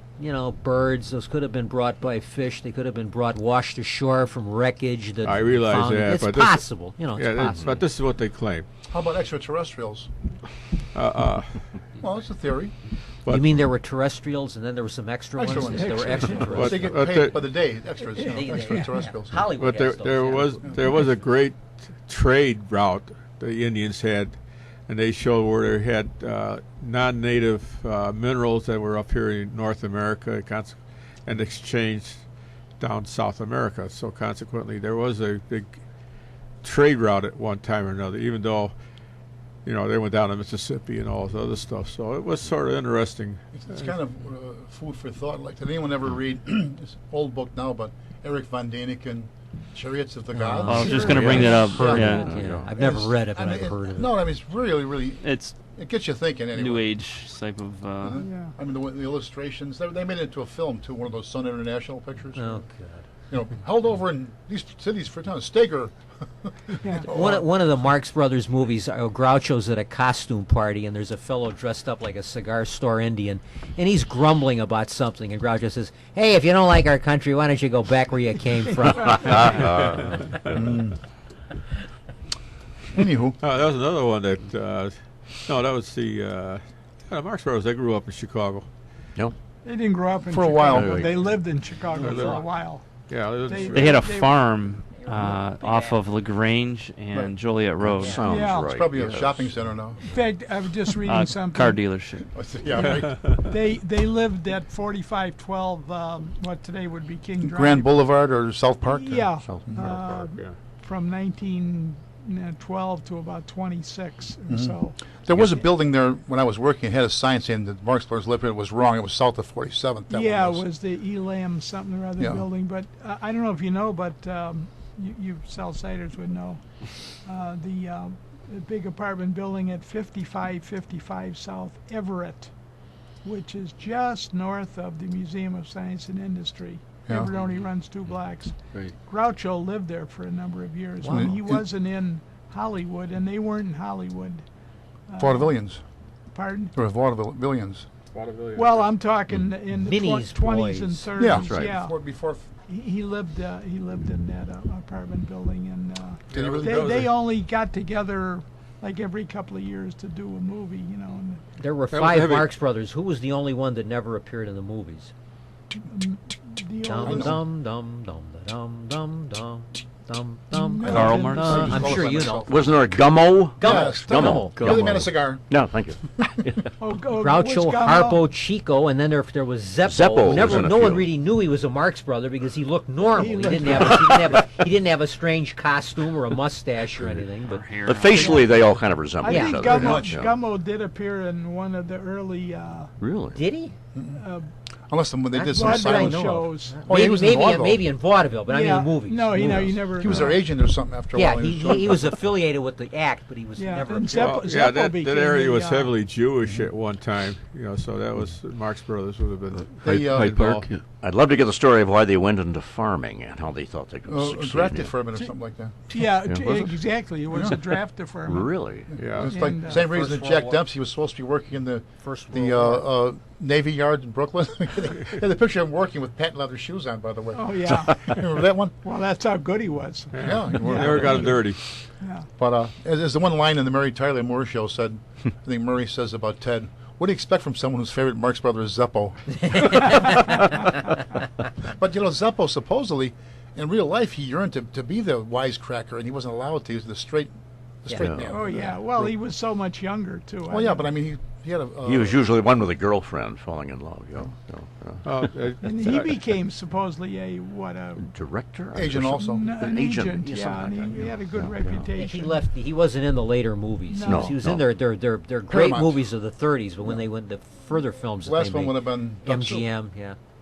Duck Soup. Yeah. which went over like a lead balloon. They didn't. You're- at the the time, country yeah. wasn't ready for a political satire And at the time. that was after came out in 49 or so. I mean, it was 35 or something. No, that was No. No, Love Happy was Duck their last Soup was movie. in In 35 was... Yeah. No, they 33 maybe. did one 30, after 35 was Night at the Opera. They went over to MGM. That was a big hit. Yeah. Night at the Yeah. Opera was a big hit. They made a movie though after World War II though. Yeah, Yeah, that was called Love Happy. Oh, Love Happy. Night in Okay. Casablanca. Marilyn Monroe had a bit part in that Night in movie. Casablanca Yeah. was 46. But Okay. the later And then Love films Happy are was just not. 49. They're not as good. They're not as Right, not as right. funny. Yeah. It was a shock to me because we grew up, folks our age, grew up We knew seeing Grou- Groucho Talk to On yourself. TV. You Bet Your On Life. TV. Yeah, we didn't Yeah. know about the black Grease paint. mustache. Yeah. What's this, Didn't know he actually had to grow a real mustache for his show. And of course, he was much older when we saw him. Yeah. He was, wisecracker all the time on this TV show. A lot of ad libs, yeah. But, I think he was tipped off a little bit. He knew Yeah. something about the people Oh, who were yeah, on the yeah. show. Oh, yeah, he had to. Plus, they filmed long and they edited it down. So Yeah. That's- Yeah. But that's okay. We can Yeah, get no. somebody. No, it was. Judge, bring out our next guest. Yeah. Host, will you come out, please, and meet Groucho Marx. welcome to You Bet Your Life. Say the secret word and divide $100. It's a common household word, something you see every day. Yeah, right. Yeah, once in a while it did work. You know, show. that introduction was the one, the only. Only. Da da da da da da da da da da da da da da da da da. Boom. Boom. Let's see. Oh, Yeah. That started out as a radio, television simulcast or something originally with that You Bet Your Life thing. oh yeah. Oh, did it? Oh. It was a good format for him though, because he had a really simple format for the quiz part of it, but he got to talk to people. Oh, and yeah. they- Yeah. Yeah. Oh, the I other- remember my grandfather. My grandfather would never miss Groucho Marx. I remember that as a kid. He always wanted to watch Groucho. I want to watch Groucho. Groucho. Well, the other one that was always good was Fibber McGee and Molly with There their you go. ads. You come in and they walk right into the ad. You didn't even know you had an ad going on when you On the radio? On the radio. on the radio. On the Yeah, radio. That was Harlow Wilcox would be the Yeah. announcer doing all yeah, that. he Well, was. they did the same thing with the Jack Jack Benny Benny was also the television same. show. Yeah. Oh, yeah. Jack It was right Benny. into it led into the commercial. You Don didn't realize Wilson. it was- Bob Yeah. Hope was sponsored by Pepsodent. And they would do the same thing with the Pepsodent ads. Yeah, that was more interesting commercials from my perspective. Anyway, you were Burns you were- and Allen did that. Yeah, you didn't even know you were in a commercial and you Yeah. were already halfway through it. Halfway through it. Yeah. And then, Well, you wouldn't want to miss the commercial because it was part of the entertainment yeah, part. basically it was. Yeah. Yeah, so it was quite This good. is all prehistory for you and Rob. Did you ever- Prehistory for Bunch me. of- that stuff was all gone when radio was big. Oh, in the- radio, in the I- 40s. yeah. You know, that was Yeah. gone by the time we. The good thing about like Chuck Shaden's show and all, I can't think of the guy's name who has it now, but just old Darnell, time radio. Darnell. This just a little. Steve It's a Darnell. great for everybody. Well, I had the kids one listen. of the things that I always have to laugh at is when, you make some comments and there's a group of younger people around, and they say, "Well, I wasn't even born then," Yeah, right. and I said, "Well, I wasn't born during the Civil War, but I know who won." Yeah, right. Well, that was before my think- time. So was Jesus and Abraham Lincoln, but Yeah, you heard right. of them. Yeah, radio was like TV without the picture. Yeah. Yeah, I always tell young it, people it that. inspired your imagination much Yeah. more so than You have to use it. you have to. Use Someone once said the reason he liked radio was that the pictures were better. They probably would. Well, what can What actually- you imagined was actually more vivid than what you saw on that little screen. you know. What could match your own imagination? I know Amos and Andy was a very famous on the radio and the most popular thing at one time. And the one, there's a Van Buren cartoon studio, they negotiated a deal where they were going to make some animated stuff with the characters, and it lasted two episodes because now this is nothing but the people picture. So Yeah. It was like Jack Benny's Vault. That was considered one of the funniest gimmicks in radio. Yeah. Was the chains and going Yeah. down the Yeah. steps. But when they tried to do it on television, doesn't it work. just Didn't quite wasn't. work. They could never make it as funny on TV Right. as it sounded on the radio. Well, same thing with Fibber McGee's. The Closet, closet. The yeah. closet. You open the closet. And you knew what was going to happen, but you anticipated. You loved it. Yeah. then they always say, "Got to clean the closet Got one to of these clean. days or Yeah, something." one of these days. Got to straighten out that closet. Yeah, once. right. Yeah, he Yeah, lived that's to be. right.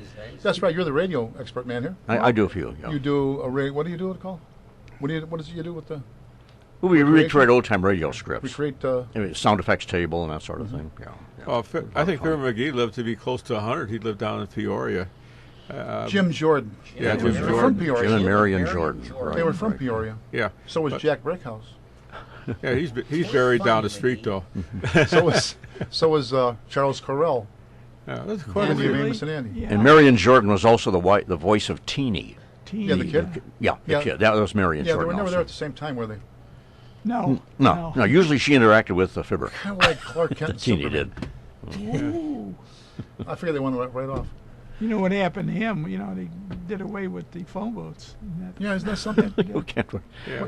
They even did that in the Superman movie. Yeah. The one in 19. Oh, it's He hard. stops and looks. There's just a shell there. That little booth. Little Yeah. Good little piece of humor in the middle there. But anyway, we digress. How do we get into radio from Yeah. the Marx That's a Brothers? good point. Well, you can always Grand go into Override. movies with Johnny Weissmuller.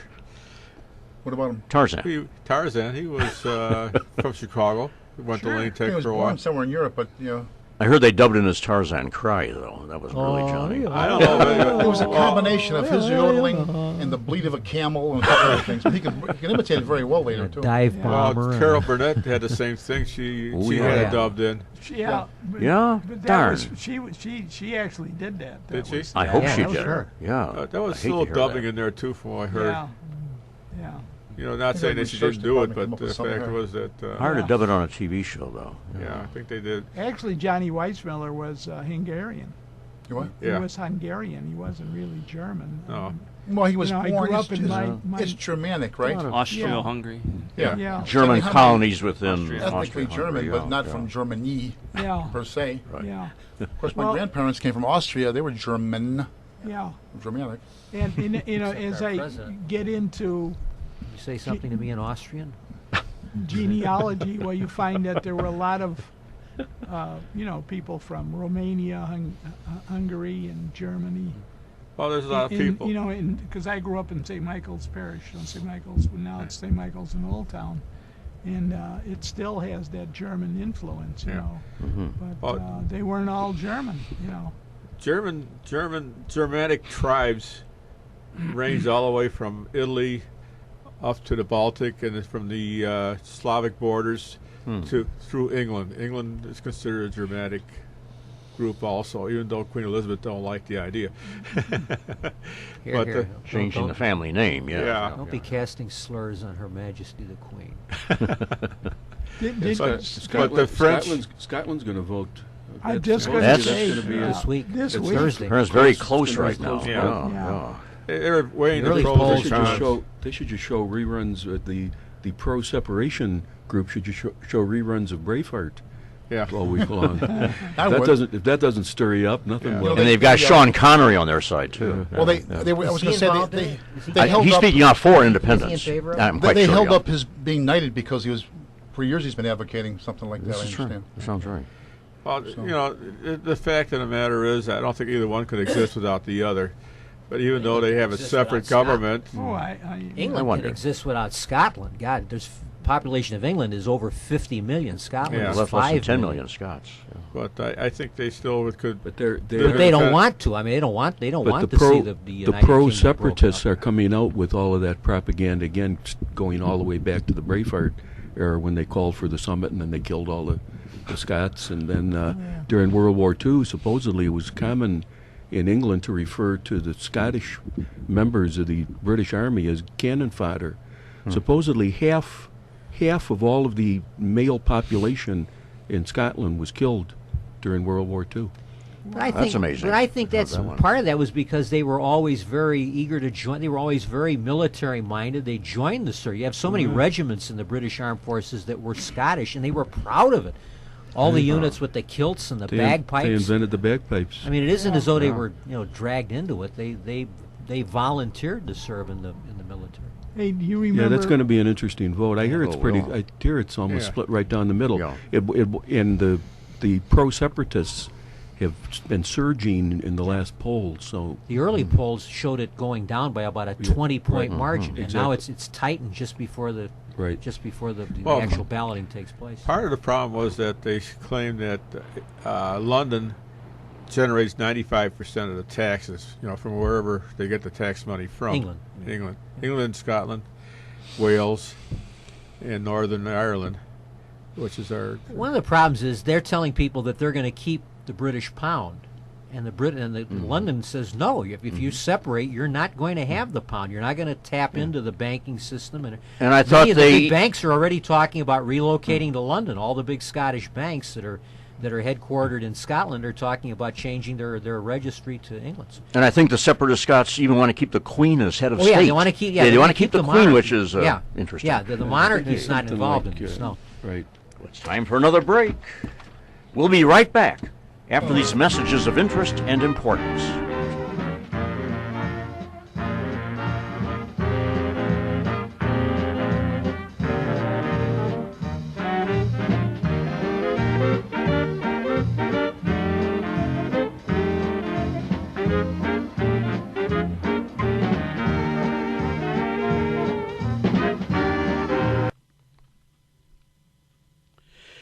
Exhibitors Carpet Service has changed their name to Carpet Warehouse at 4300 West Montrose Avenue in Chicago, and their new location at 440 North Sheridan Road in Highwood, Illinois, called Carpet of Highwood.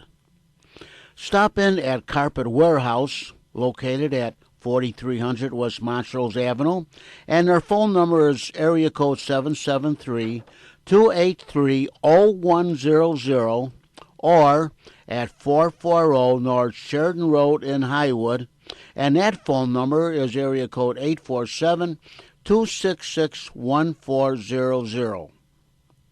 For carpets in your living room, dining room, bedroom, den, or family room, stop in at either location for a great deal. Once again, Carpet Warehouse, 4300 West Montrose Avenue, and their phone number is area code 773-283-0100 in Chicago, or Carpet of Highwood at 440 North Sheridan Road, and that phone number is area code 847-266-1400. Remember, if you need a carpet in your living room, dining room, bedroom, den, or family room, stop in at 4300 Montrose Avenue in Chicago, and once again, that phone number is area code 773-283-0100, or at 440 North Sheridan Road in Highwood, and that phone number is area code 847-266-1400 for a great deal on carpeting. To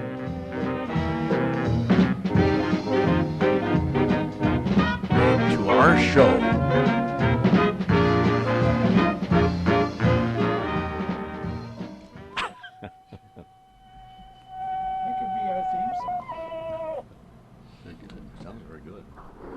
But we digress. Enough of that levity. Yeah. You did that very well, Jack. Yeah. Thank you. Thank you. There's nothing. Now let's we get on to topics we had like discovery, explorers, trailblazers, famous early happenings in the Midwest. We started with how about Father Marquette and Louis Joliet. Louis Joliet. And we do have someone here, Rob, and this is your area of expertise. Am I correct? Excellent. Not specifically, No, but but one of them it, anyway. It intersects with our area, Which is mine too.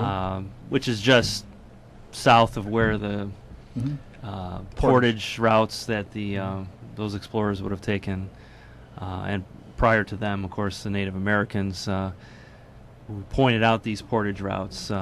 Areas like, diagonal streets in Chicago go against our grid. Places like Archer Avenue, Ogden Avenue, which sort of parallel these portage roads. So when we do tours of our area, in fact, we start them at the Portage National Site, which is where? which is roughly 4700 South Harlem. Yeah. Sort of Oh, yeah, that's where they've got a big monument there, right? yeah, big Yeah. monument. And although it's not part of Chicago, the people who have contributed to the that park call it the Plymouth Rock of Chicago, because the very reason Chicago was settled John, somebody's knocking at the. was that that was the point of entry, from to connect the two water systems. The water system of what would lead you to the Mississippi River, Des Plaines River, to Illinois River. Illinois, into the Des Plaines River, To to the South Great Branch. Lakes, which would lead you out to the Atlantic Ocean. Maybe a 7-mile portage would have existed between there, and the whole reason they built the Illinois-Michigan Canal, because what was there before was sort of a mucky area called Mud Lake, wasn't reliable, only filled up during the rainy seasons, and consequently the Illinois-Michigan Canal had a lot to do with the development of Chicago, later on. Well, they also had a lot of problems called bloodsuckers and everything else in that lake. So there was, Hubbard, it was not the most pleasant thing to wade through. Bloodsuckers, you mean leeches? Leeches. Well, Type of other than leech. the politicians, I mean. Yeah. Ooh, I know. the- But there was Gordon Hubbard talked about that. in there his was there was actually another portage, which is this area here where they came from North Branch to this Plains River, and Portage Park is named for that portage. And I don't know what the distances are. As Roughly far along Irving Park Road. That Yeah, was yeah, approximately. basically along Irving Well, Park. California Avenue to about Des Plaines River Road. So Yeah, I'm not sure how far that is. I never measured it. no. And Portage is further north, like Portage, Wisconsin. Well, I don't know anything about that portage. But, Wisconsin River. In 1848, when the I&M Canal opened up, a lot of these portages sort of died. Mm-hmm. It was easier, and but He what dug I- all these great canals just in time for the railroad industry to Yeah, take right. off Yeah, and they put came them in all and- out of business. Well, as usual, the state of Illinois was late in the game. I mean, the Erie, Erie Canal, Canal was opened much- in the 1820s, sure. and by the time we it got had, around, it had a good run. I mean, it was in use before the railroad industry took off, but not. I mean, it was Well, only in again- serious use Same for about year, 20 I think, years. wasn't it? 1848 or something like Right. that. Yeah, pretty close. Yeah. Began But in Bridgeport. again, Yeah. you go back to James Thompson, who was a surveyor at that time. He laid out property so they could sell it to pay for the I&M Canal. So there was a lot of mixtures, and I&M actually went to almost bankruptcy several times before it finally got completed. I think it did. Yeah, didn't they? I don't know. It They was stopped. They stopped work. It stopped work several times. Yeah. And So it was it primarily private Irish. enterprise, private concern was digging this, or was I governmental? don't know no. The idea for it was around when they were sort of entering. Illinois was entering for statehood, 1818, Yeah. and it took them all the way to 1848.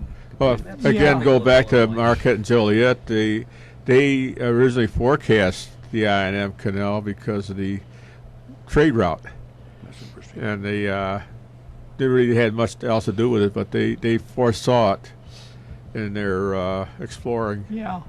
Well, it kept also the area we're in now out of Wisconsin too. That was Originally, Cook. that was going to be Right. Wisconsin. I understand that was Daniel Cook who had a. That was political pull. I mean, that Yeah. was Yeah, the- right, The, yeah. the Illinois' territorial representative in Washington had sufficient clout because the state line was supposed to follow the same line as Indiana and Ohio. The right southern across. tip of Right. Michigan. Yeah. Right. Yeah. So I don't know if it's good or bad. We was I always say we would have all been, To Green Bay cheeseheads. Packers fans. We'd be walking around with those cheese heads. yeah. No, but look what how it would have ruined Wisconsin politically. I mean, But again, you look at Galena was the major city in Illinois up until that time because they had their lead mines there, and there was is that what it was? Yeah. was just Didn't Galena get a grant from the government? I don't know enough lived about it, but Lincoln was involved with a lot of that stuff too. So A grant, Grant too, yeah. They had a bunch. Ba-dum-bum. So once again, Jack Ryan. Well, Well, they had a bunch of generals from Galena. I found that interesting. You think of Galena and Grant, but I think they had like eight Civil War generals that were from From there, Galena. they settled there. No, I think they were from there. He was not when he left. He was only a colonel. Yeah. The story is that when the Galena regiment was leaving for the front, Grant's uniform had not been tailored yet. So he's walking behind the regiment in civilian clothes, covered with dust because it was a hot day and the roads were dusty.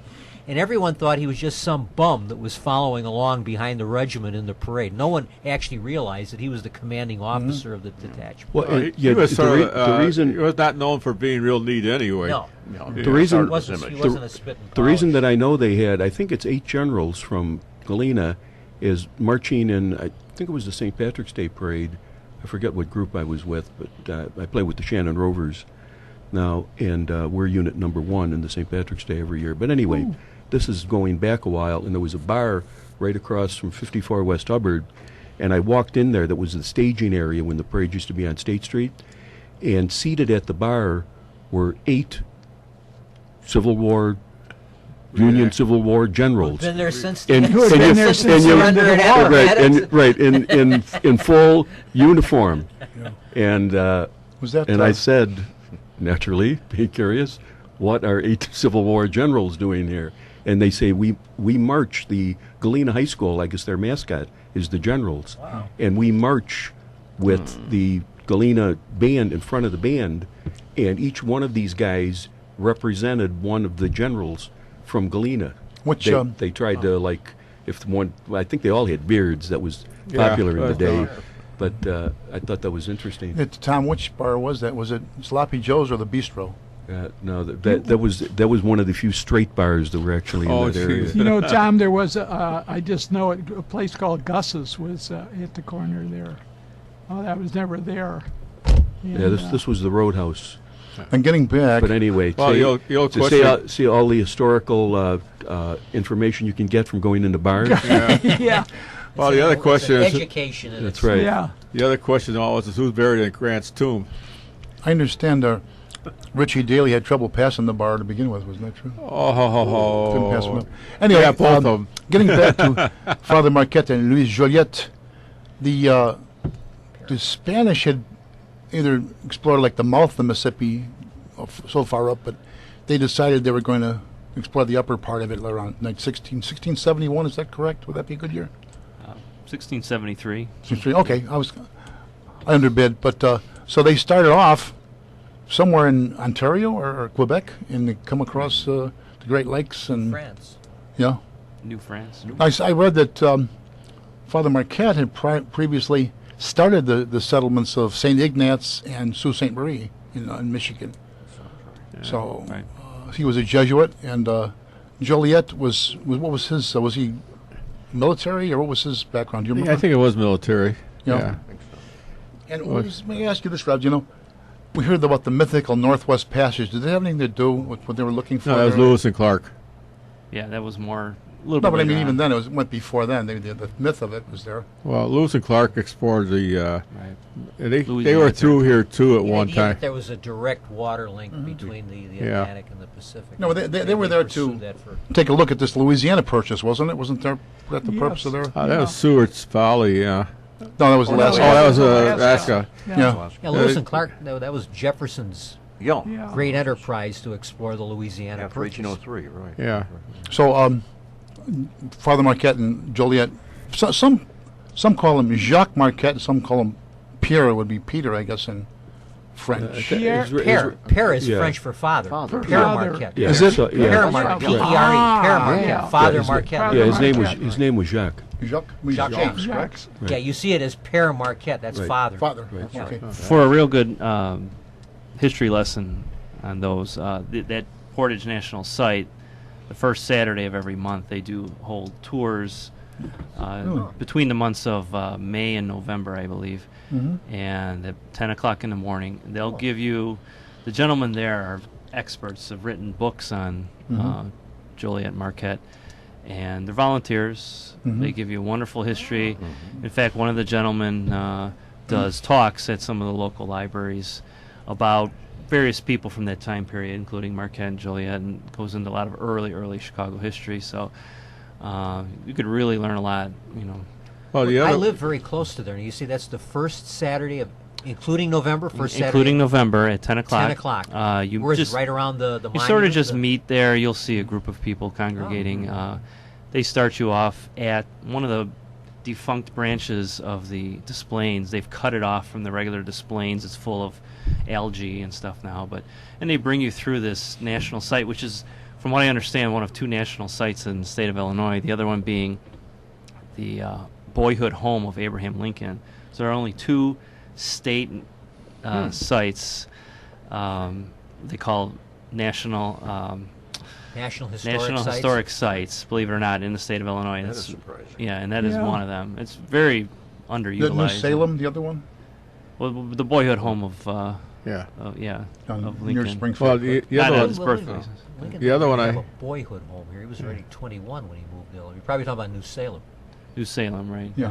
Right. We've been there. You've seen that. So this one, they start. Would this be? It takes you.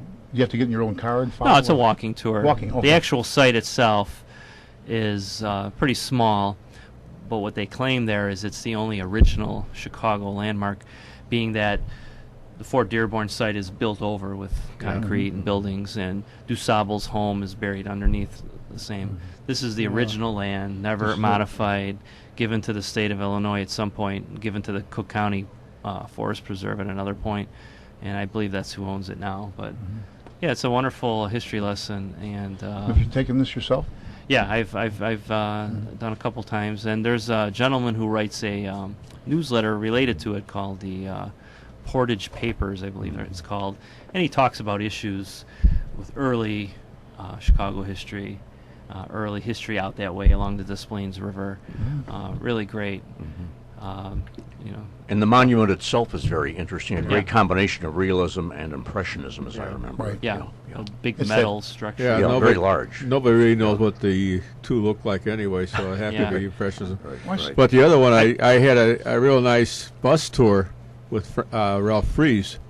We went through the area, and we didn't stop at the 47th Street so much, but he followed the I&M route all the way down to Illinois River. Wow. Yeah. So it was quite interesting going through Starved Rock and all these other areas that they covered. Then you got some of those bridges where one canal's over the other. So you got a river bridge. Yeah, I know. Yeah, it's yeah, interesting, yeah, isn't it? Yeah, so it's quite interesting. And some of the locks that were in there and stuff like that. Yeah. And they do have a canal boat built down at the around the mouth of the I&M Canal at would be the Illinois River area.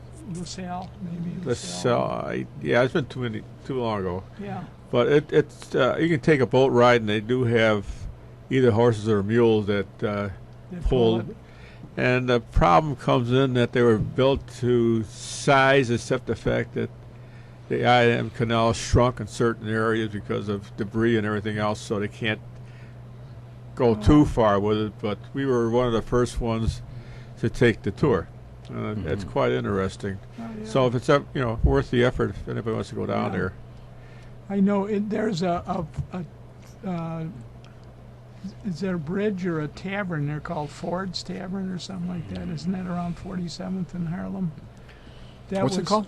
Ford's, I think it was, and it goes way, way back into. There were a number That of. was one reason why that area was chosen, I think, wasn't it? Oh, Something they like used to that. have a carnival or a playground there for kids, kiddie land there. Well, it was chosen Well, there were a number of fords across the Des Plaines River, Riverside area in Summit, Illinois, and the canal passed through there because this portage where Joliet Marquette came out of the Des Plaines River was right there. It's in between the suburbs of Summit, Illinois, and Riverside, and that's why they eventually chose. Even in his journals, Joliet commented on the fact that if you just built a short canal, you don't need to portage your canoes anymore. Yeah. So even as far back as the 1600s, he realized that a canal realized there that. would be important. So that's kind of why they built it there. Yeah. And then, of course, it turns and it goes out to the Joliet area. Yeah. There was a lot of political hassle at one time exactly where they were going to start the I&M Canal.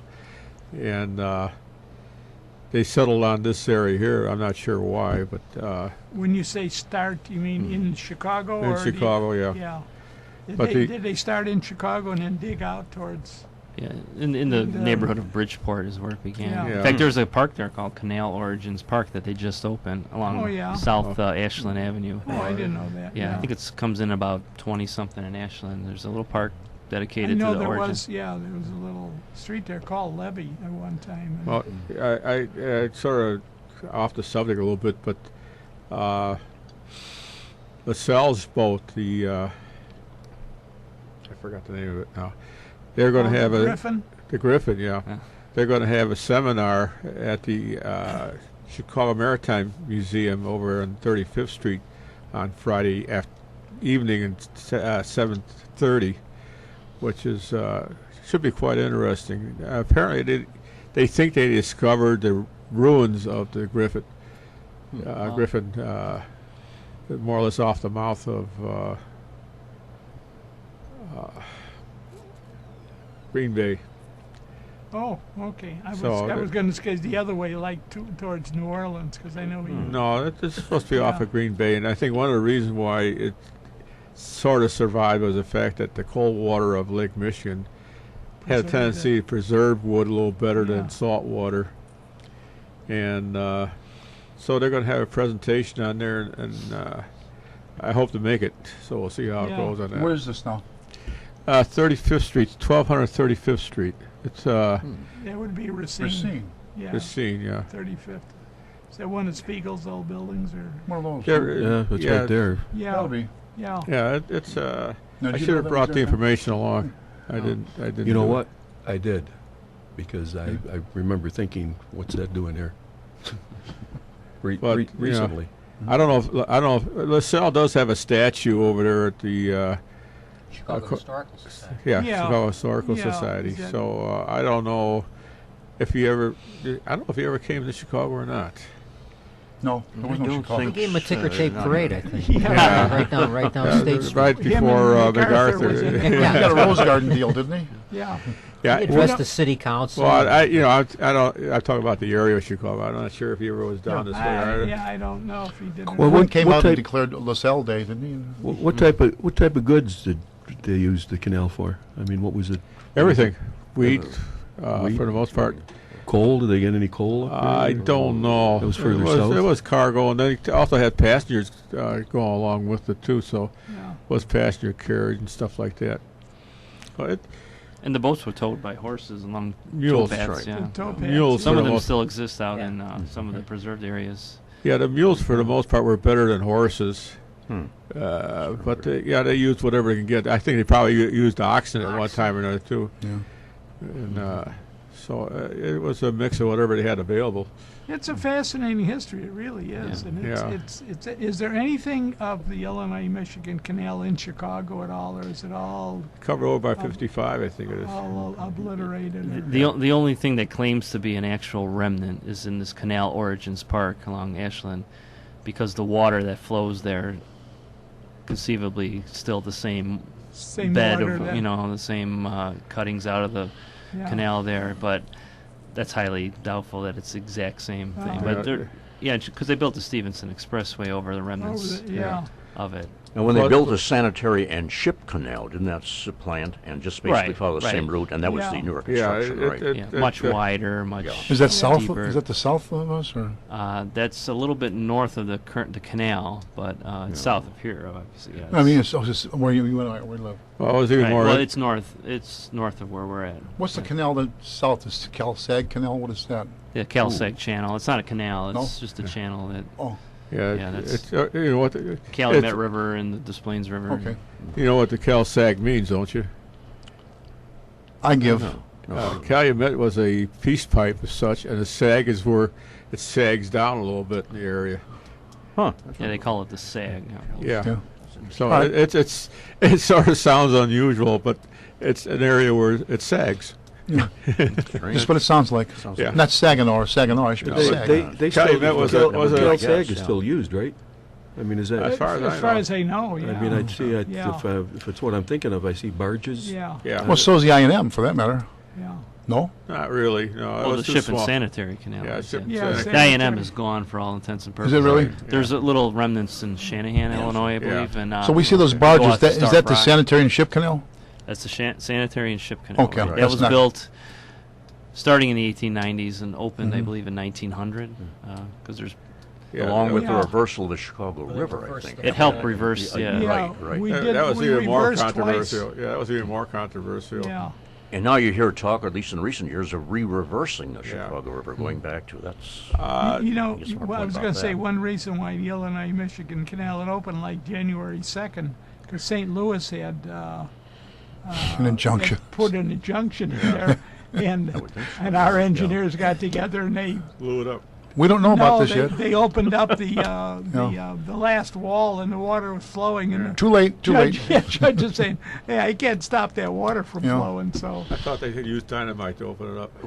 well, whatever. But they, you know, But yeah, they blew and it it was open. a great. You know what else is in the sanitary and chip canal? There's at least one, maybe two bridges that are center span. You know, Oh, where it's still around? Yeah, there's one east of Kedzie. Jeffrey Are you Bear, I think, pointed those familiar out. with that? No. It's a railroad bridge. It's a railroad Yeah, bridge. Chicago is known for movable. It's city of movable bridges. Yeah. And of course, I think it was Rush Street or one of the had a center turn. And Well, Rush had the famous, where Where they had it the was car- destroyed by the cattle. yeah, that was a riot. You know, they started opening the bridge. The cattle were right on board, and spooked the cattle, and They all went ran off. off the other end and tipped the bridge up Yeah. and broke it. yeah. Yeah. Yeah. So it was sort of, Like huge lemmings, huh? yeah. Yeah, you could say that. Yeah. Yeah. How's that for an analogy? To turn a phrase. Now, turn it come on. I did something smart. But there also is a bridge along I'll the note, I'll north note the date and branch time. of the river where they have a end span where it goes out of the whole goes on a turnstile type thing, but the whole bridge turns out. In other words, it's not a center span, but it's an end span, and the whole bridge turns. It comes out. Do you know where that's at? Where? It's in the middle of the river. It's No, in the middle. it's- Thank it's, you uh, very much. It I goes think from it's one just south one. of North Avenue, I believe. You have to go on the river, though. You can't see it otherwise. Yeah. And I got a photograph of it at home. Yeah. We were on a so-called architectural tour with Jeffrey Bear, and we were supposed to go up the South Branch, and they wouldn't open the bridge for us at Chinatown, so we turned around and went up the North Branch. And we were farther up north, so it would have been past North Avenue, I believe, because they got the turning bays. Yeah, you know, it's a railroad bridge. Yeah, it's a railroad bridge. It's the one that's going to be connecting with the Cortlandt Street or No, Bloomingdale. no, it's not Cortland City. That's as It's farther. Bloomingdale. could You be. know that section of the St. Paul, I guess it was St. Paul tracks, that they're making into a A monument. no, it's going to be a walkway from Ridgeway all the way to the river, east of the river, and there is some sort of a bridge that It's a railroad, but you never see it. I don't know where the hell they keep it, but it moves. It moves back and forth. But this one, I don't know if it moves anymore, but there was a factory there, and it was sort of hidden off on the shore. Yeah. And unless you saw it, you wouldn't see it. Well, they still have. There's one bridge connecting Goose Island, and they still have one. I think that Big Bay Lumber still gets lumber from that, and it's the only customer they have, and so they still have a locomotive and some cars there. And I remember when I was a kid that North Branch up by Addison used to unload coal. And they, for Commonwealth Edison. Right. Yeah. And at the time when I was growing up, they had everything blocked off because of the Second World War. So California Avenue was closed at the time. Is that right? I didn't know that. Yeah, it was closed, and they had a electric train, of course, going back and forth and everything else. And now we're Montgomery Wards is not Montgomery Wards, but Target is over there, and all that stuff used to be coal yards. And when we were kids, we were over there on Addison and Sacramento. Oops. Oh, we got to close up. But anyways, real quick, we used to get all the trees, all the Christmas trees. So I was about 6, 8 years old. We piled them all up and somebody light it off. Oh, pardon me, Al. Unnecessary commercial. Whoa, wait a minute. Before we go. Oh, okay. We're about ready for a break, right? I got a question about this era of canals like that, and you say they were drawn by horses or mules or oxen? Yeah. I think oxen also. Yeah. So, they had what stroke did they use when they were pulling it along there? They use flippers on their feet, or? That's John Ryan making a very feeble attempt at humor. Post office box. His usual feeble attempt. Well, when we come back, we're all set now, aren't we? Well, when we come Let's back, go on to a commercial. I'll try to explain that You've been joke. listening to Meet the Chicago Historians. We'll be right back. Thank you, Johnny Weissmuller.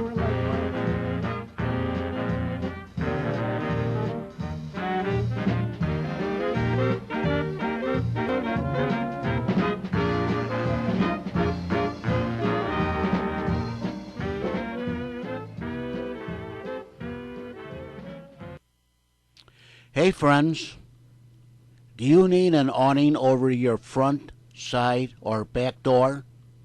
Or your windows? How about a canopy for your carport? Or a patio cover over your patio so you can enjoy being outside in case of rain? All you have to do is call Awnings and More, and Raphael Bogus will drive over, measure up whatever you need, and go from there.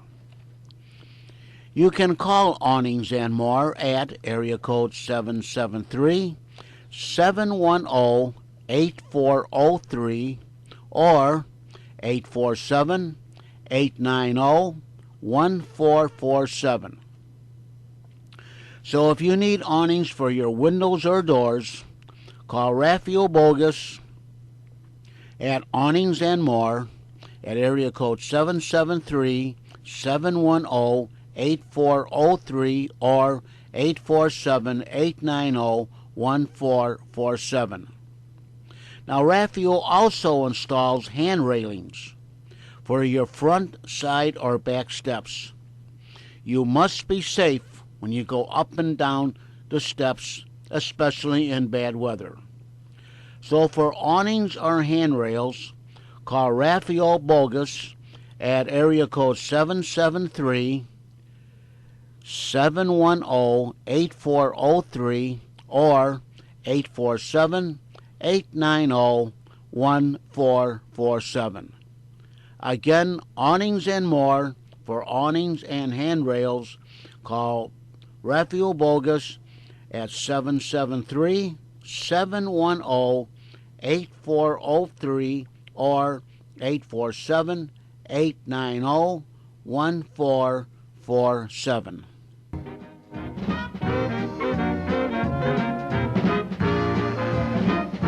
Now, back to our show. Meet the Chicago Historians.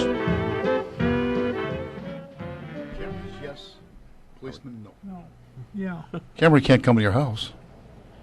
We're just discussing our city's propensity toward Procrastination and sloth.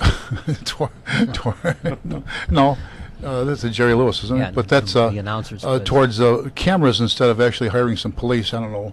Keep hearing there's 13,000 police, but where are they? Must be the secret police because I don't see them anywhere. Do you? Yeah, There's that's the, 13,000. What do you think? Anybody else? I just saw a little blurb, and and I love reading the comic strips, and Dick Tracy, the Crime Stoppers comic, which I've been Textbook. reading since I was a kid. They had an item a couple of weeks ago that the NYPD, New York Police Department, consists of 40,000 sworn officers. It's not only the largest law enforcement agency in the United States, including state, local, or even federal. It's the largest law enforcement agency in the entire Western Hemisphere, they believe. So you mentioned that Chicago has 13,000, They say. they say. Claim. And yet, New York is like 2.5 times the size of the city of Chicago. But obviously, that there's still a little bit, I think, of a discrepancy there in the number. Sounds like it. Well, I'm no mathematician. Well, Mr. McKenna might say. the real problem is your crime centers are, certain areas of the city, and if you don't have enough, you have to have the police to cover it. The cameras don't do any good because half the people, they know the cameras are there and they'll cover their face or whatever, and it's difficult at best to do that, to cover high crime areas. Plus the fact, like I said, cameras don't chase criminals. No. They take the information as it's given, but that's it. They do generate tickets, and that generates revenue. Yeah. Well, that's all they're there for. So That's- it has nothing to do with safety. It's just Oh, exactly. Yeah. We have to, support our patronage army or build another Millennium Park or something like that. I'd like to take a moment, if I could, Mr. Well, Moderator. if it's a moment, Yeah. Yeah. a short moment. Since we are a group of historians, we should at least mention the fact that over the weekend, September the 13th and 14th, we marked the 200th anniversary of the Star-Spangled Banner. That's true. Our national anthem was written between the night of September the 13th and the morning of September the 14th, 1814, by Francis Scott Key. As what? It was originally written, of course, as a poem, but The bombardment of it Fort was originally called the defense of Fort McHenry. McHenry, yeah. And they didn't even use it was the defense of Fort McHenry with an apostrophe. They didn't even use the Mick in the McHenry was too when it Irish. was first published. So it was the defense of Fort McHenry. But when it was published in the newspaper just a few days after he wrote it, I think September the 20th, it first appeared in a Baltimore newspaper. But he was there to negotiate for the release of a good friend of his, an attorney named William Beans, who had been harassing the British forces as they were on their way to assault Baltimore. And the British commander agreed to release Beans to Key, but said, because we're about to begin the bombardment of this fortress, I can't allow you to leave until our operation is concluded. So he had to stay overnight on the boat that he had come in until Beans was released to him. So the following morning, his question was, does the Star-Spangled Banner yet wave? They didn't know whether the fort had stood the attack or if it had fallen. And at 9 o'clock, they hoisted this huge 15-star flag over Fort McHenry. So the whole national anthem is written because of his impressions, what he was seeing during the night, the bombs bursting in air and the rockets' red glare. And he returned to a hotel in Baltimore. It said that he began writing it on the back of an envelope. The story, they always say that Lincoln wrote the Gettysburg Address. That's not true. He did not write the Gettysburg Address on the back of an envelope. He used the front. But the Star-Spangled Banner was, But the address to the on the best front. that we know, was written on the back of an envelope. And he completed it in the hotel. It was, as they say, an overnight sensation. It was being sung from the stage within just a short time after its publication. Now, there's like 4 or 5 stanzas to it. There's 4 stanzas. Tom McKenna and myself both had Sister Agnes Virginia in grade school. You had quite a bit of her. I didn't, but I had it for history or whatever it was. And she had us learn all of them so we'd sing them all. The 4th is very beautiful. Oh, thus be it ever? Oh, you want to sing it? No. Oh, thus be it ever when free men shall stand. The middle 2 stanzas are almost never used because they're quite anti-British. They're marking time, kind of, yeah. But the 4th stanzas, in fact, we had a ceremony in Cicero commemorating the anniversary, and we sang both the first and the final stanza of the Star-Spangled Banner. And he had the music in mind because he knew the tune, The tune was an old. It's always described as an English drinking song. Right. To Anacreon in Heaven, That's which right. was the theme song of the Anacreontic Society in London, which was a club dedicated as they say, wine, women, and song. But the music had been used on this side of the Atlantic several times. John Adams used it as his campaign song for president.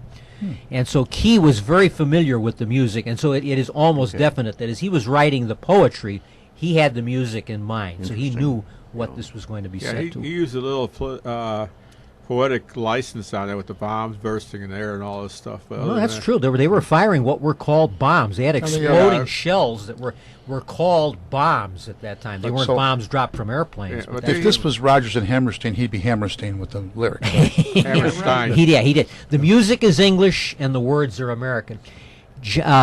It did not officially become our national anthem until Act of Congress in 1931, signed by President Herbert Hoover. But President Wilson, by executive order, declared it to be the national anthem for the Army and Navy in 1916.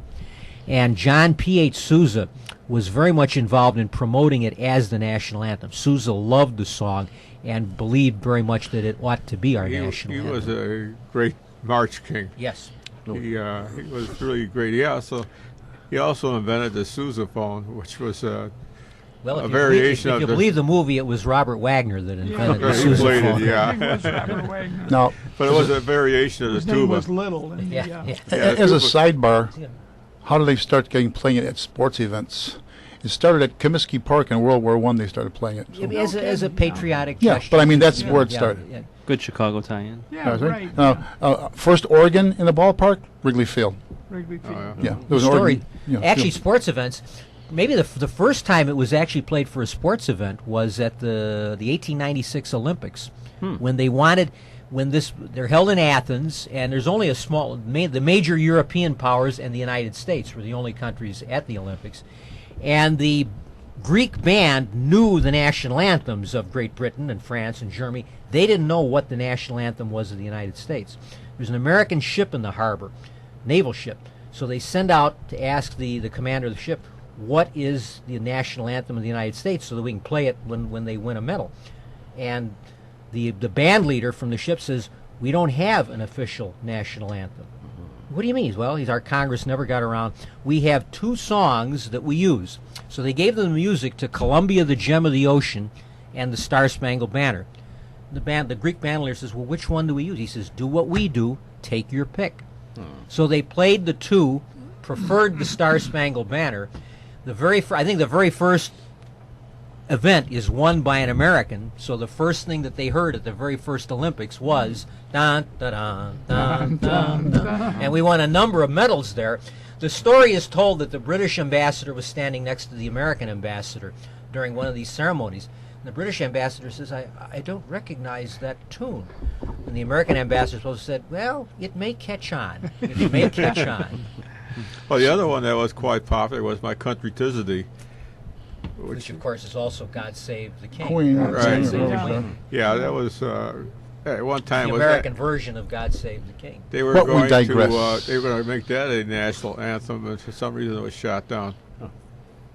Well, I think because it's the same music as England, Yeah, they it didn't could want to be. have it. They didn't want to have the same music. Could Every be. so often the they English. push America the Beautiful, thanks to Kate Smith, or Right. popularizing during the war. No, that was partly because of the difficulty of singing God the Bless Star America, Spangled you mean, Banner, that's the Irving and Berlin some song. say it's too Yeah. war-like an anthem. You hear, Yeah, and this it- point is often made too. That's why I love the Star, because it's written right on the scene. Yeah, no Yes, doubt about and that, that was a right. very important. The victory, the fact that the British were defeated at Fort McHenry. That was the last major engagement of the war before the Battle of New Orleans, and it ended the war on a victorious note for the United States. even though we really weren't on the winning side there, we was allies with Napoleon, weren't we? No, we were fighting the British. We weren't allied with Napoleon. Okay, we were. No. He told me they were. Well, he was wrong. We'll look that one He up. made a few mistakes, I must say. Look that one up. Yeah, Napoleon, he was a character too, but it had nothing to do with history Okay. of the Did he have States. that ulcer? That's why they kept this. No, he didn't have his suspenders with him. He was holding his pants up. united the, He was in quite ill health at the Battle of. That's true at Waterloo. He was Mercury quite sick. poisoning, I think they found in his. That was when he. Yeah, they always say that he was poisoned, but there is no real. I mean, they yeah. believe that when he was on St. Probably some of that food he was getting. yeah, Your talk of this anniversary reminded me, I just read in a book that tied it into Chicago and also our discussion about Columbus, that the Pledge of Allegiance was written for the Columbian Exposition Some reverend did it? back or- in September of 1892 to coincide with Columbus's 400th anniversary, and of course the Chicago Columbian Exposition. So the Pledge of Allegiance came to the forefront right at that time. So along with our national anthem, here came our sort of our mantra that school kids to this day, still recite. So that brought it back to Chicago and our discussion about Columbus. Yeah. from Oh, right, yeah, right back here. The 1893 exhibition was a year late because it took a while to build the place. Well, Yeah, it was in politics, Chicago too. City Council was Yeah, you know involved. what they gave? They said, well, everybody else can celebrate in '92. We'll celebrate in '93. It also saved Chicago a year from the Great Depression at the time. Depression, yeah. The Depression hit Chicago in '94 rather than '92 or Yeah. '3 when it started. Yeah. And it was the so it was The original Pledge of Allegiance said, "I pledge allegiance to my flag My flag. and to the republic." And then they started saying, we have all these immigrant kids now in our schools. We want them to understand what flag they're The pledging. flag. So that's why it became, "I pledge allegiance to the flag of the United States of America." And then "under God" was added in 1954 by Yeah. President Eisenhower. Oh, we were, Tom McKenna and myself were in second grade when that one I was in. good. When it was added. Mrs. Oh, you remember Curtin. when it was added? Yeah. Oh, that's interesting. So you remember the way it was before, Yeah. and then when it was added. That's interesting. One nation indivisible. And that of course was a reference to the Civil War, Right. when the nation was indivisible. Yeah. Do they recite that in the Catholic schools? Yeah. Oh, sure. I know Yeah. in the Every public day. schools it's Every day we. Yeah, pretty it much should be a It used to recited- be. We Yeah, were taught it like used this. to I pledge allegiance to the flag. You extend your hand. Really? This- Old thing. And that died out. You remember that? I kind of I remember pledge that. allegiance to the. Someone was trying to tell me they were saying, I pledge it. No, not like Hitler. no, I no. pledge allegiance. There and the was- there folks was- on radio can't see this. And you extend your arm away toward the flag, and you bring it back. No, Yes, I that never- salute there was in several public schools because when I went to public school, they used that salute.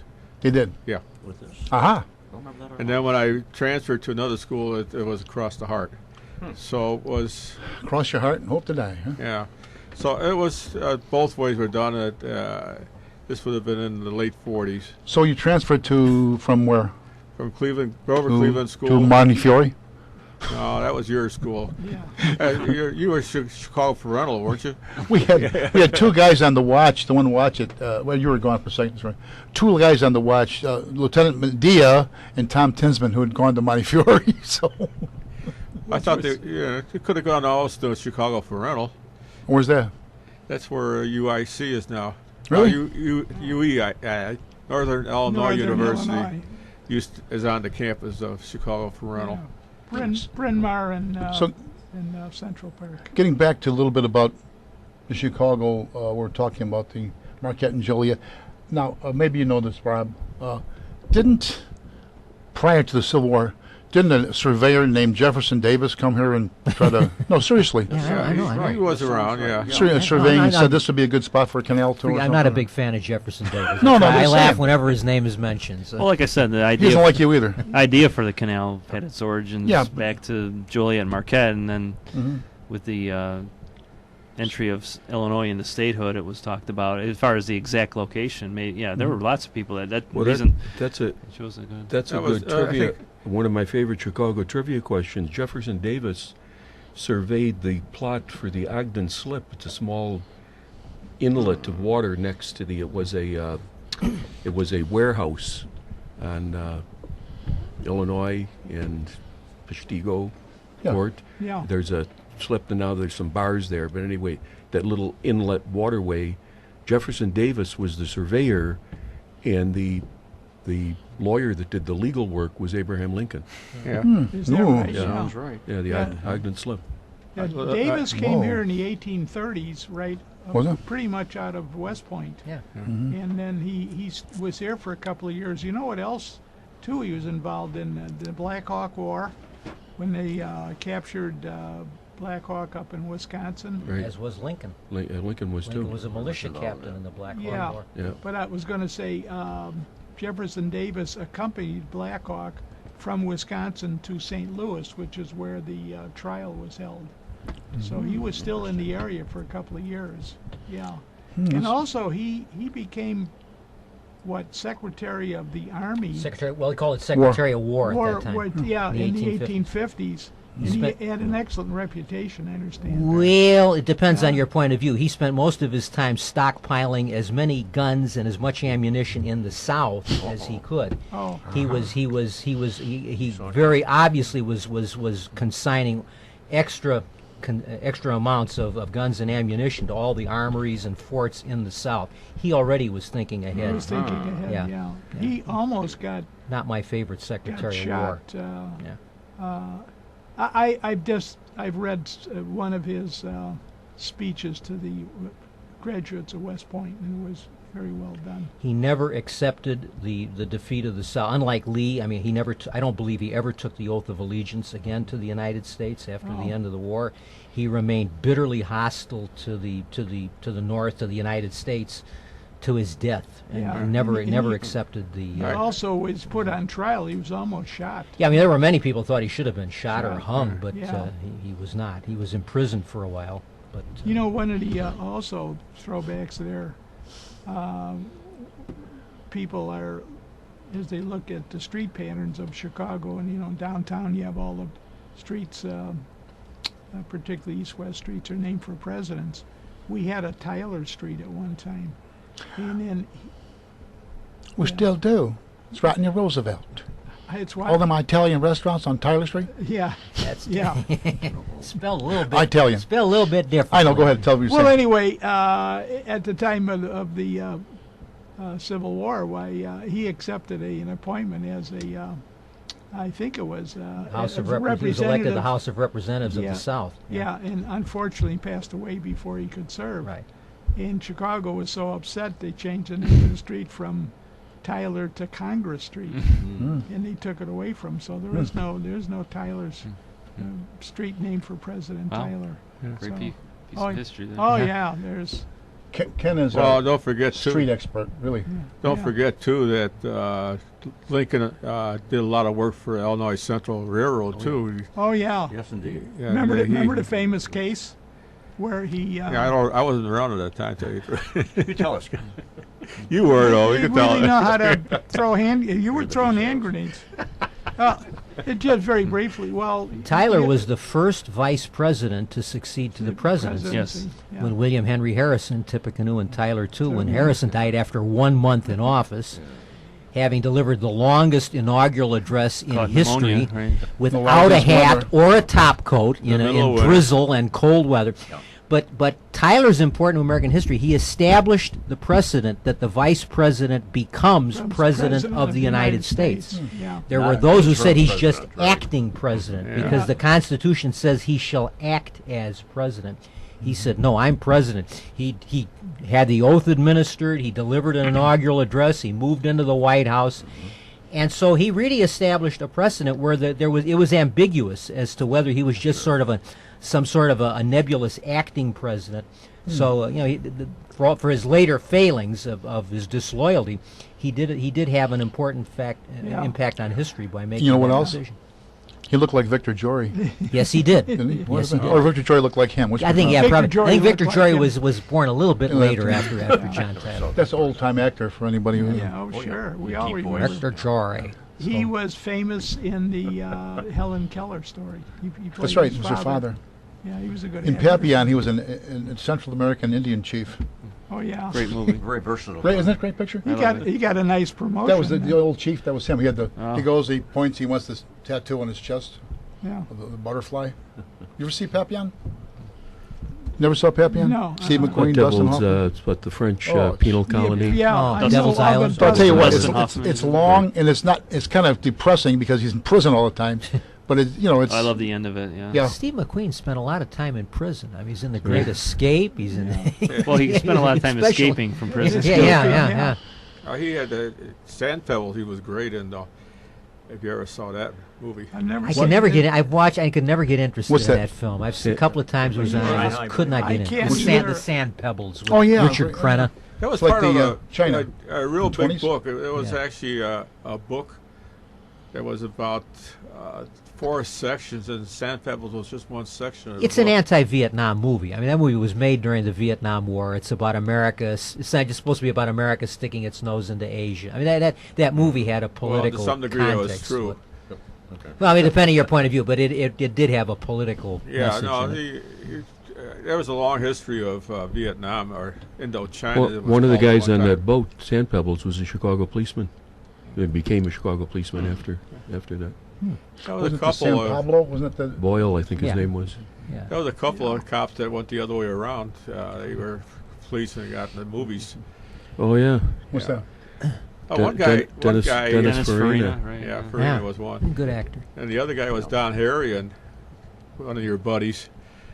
He was a Chicago cop, and he got the Cook County Police, and then he did consulting work for several movies, and he also was in a couple. Joe Consolo was one of them. Yeah. I think he. Chuck Maybe we could- Adamson. Chuck Adamson was a sergeant from right. Organized Crime or something. He did some screenplays or something. There was a couple. I think a lot of them had bit parts too along the way because you had the Backdraft. Yeah, Yeah, we knew Bob Rice was in that. He Yeah. passed away last year, a guy we knew. Well, I was in it when I was still playing with the Emerald Society. You know the funeral scene. You know the bagpipe band is in it. Yeah. Isn't there a It was one of my Academy Award winning films. Oh, That okay. Your famous Yeah. line to Ron Howard? Yeah. What was it? what's Ronnie? What's my motivation? Yeah. Who's driving by in the director's chair thing that they have.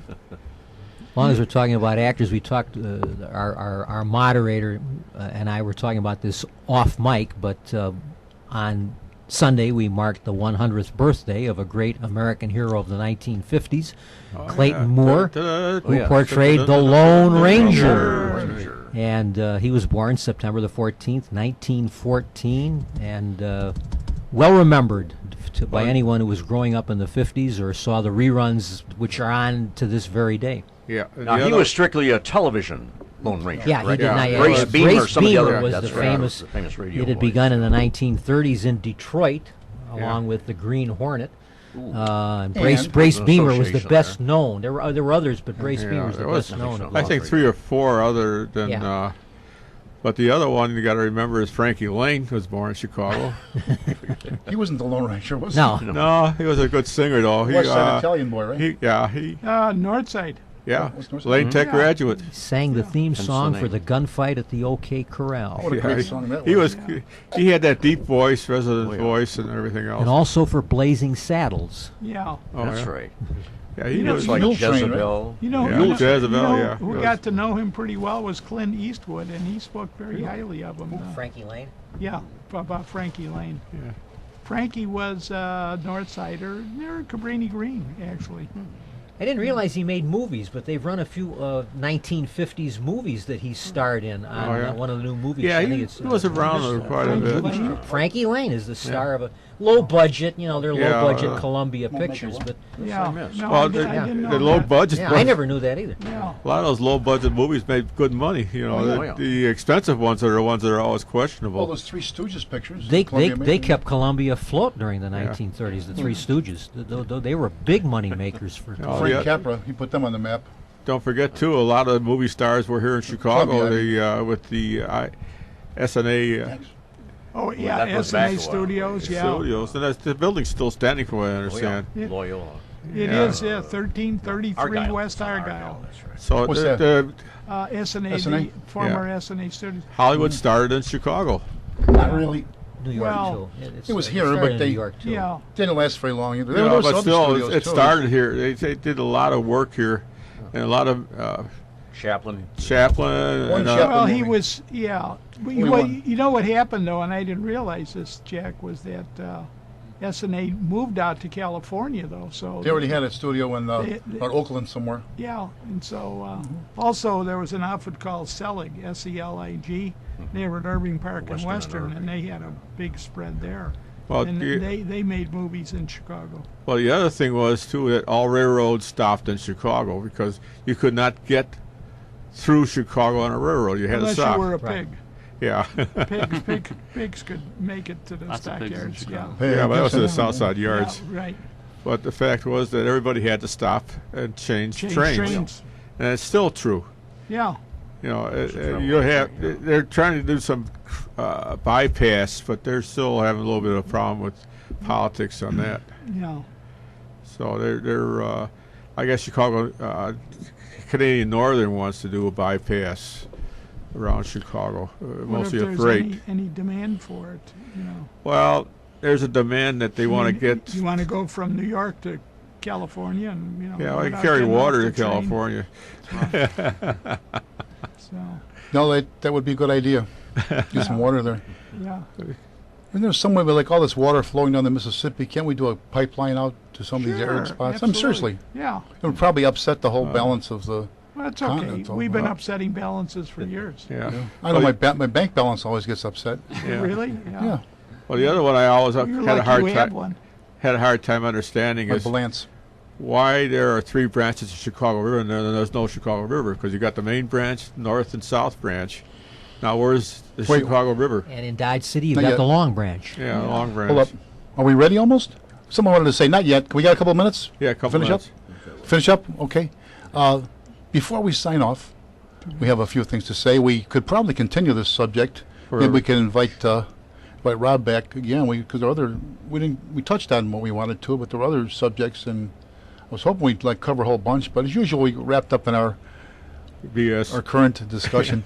And before I say my usual, well, I will say it, but then right after that, we have one little last thing to say. But I always try to sign off with, remember that history is much more than a book you keep on the shelf. But wait, not yet. Yeah. We mentioned it before, and so now we are going to sign off with, Al Capone. Carol Burnett, no. When is it? You lost Johnny. the Lone Ranger. Clayton Moore. Hi-yo, Silver! Away! Somebody said that. There we go. Somebody said Good that on- Tano means good on- foolish. The William Tell. In memory of our native Chicagoan, Clayton Moore. May he rest in peace. Someone once said, More to it, or is that just it? Oh, there it is. you can tell an intellectual is someone who can listen to the William Tell Overture and not think of the Lone Ranger. He once did one of the finest commercials ever made based on Pizza the roll? William Tell, the pizza, Gino's Pizza Roll commercial. What was so great about it? It was long. A lot of people. You have to tell us, set a party. I don't want to around the air. Oh, I'll tell you after we go off. It's You ready up? classic. He and Tano. Go. Okay. We wish to thank Kevin of JACK FM, WRHS 89.7 FM for broadcasting our shows over the Ridgewood Radio Network. Recordings of previous Meet the Chicago Historians programs are available for your listening via the internet as www.windycityhometown.com. And we want to thank the executive producer of Windy City Hometown Entertainment Network, John Sakanda. On behalf of everyone associated with our Historians program, we thank you for listening. And we'll see you and listen and entertain you next month. This is your announcer, Rich Lang. So long until next time.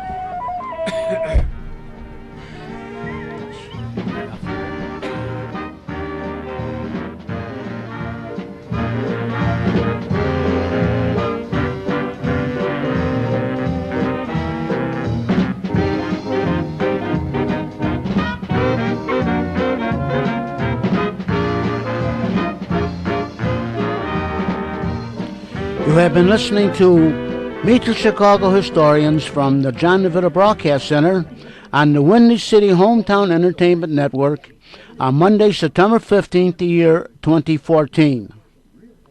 This broadcast was produced by Jack Ryan, directed by John DeVita, edited by Stephen Lehman, audio engineer is James Rohde, radio station manager Kevin Zeflik, and the executive producer of Windy City Hometown Entertainment Network is John Chikanda.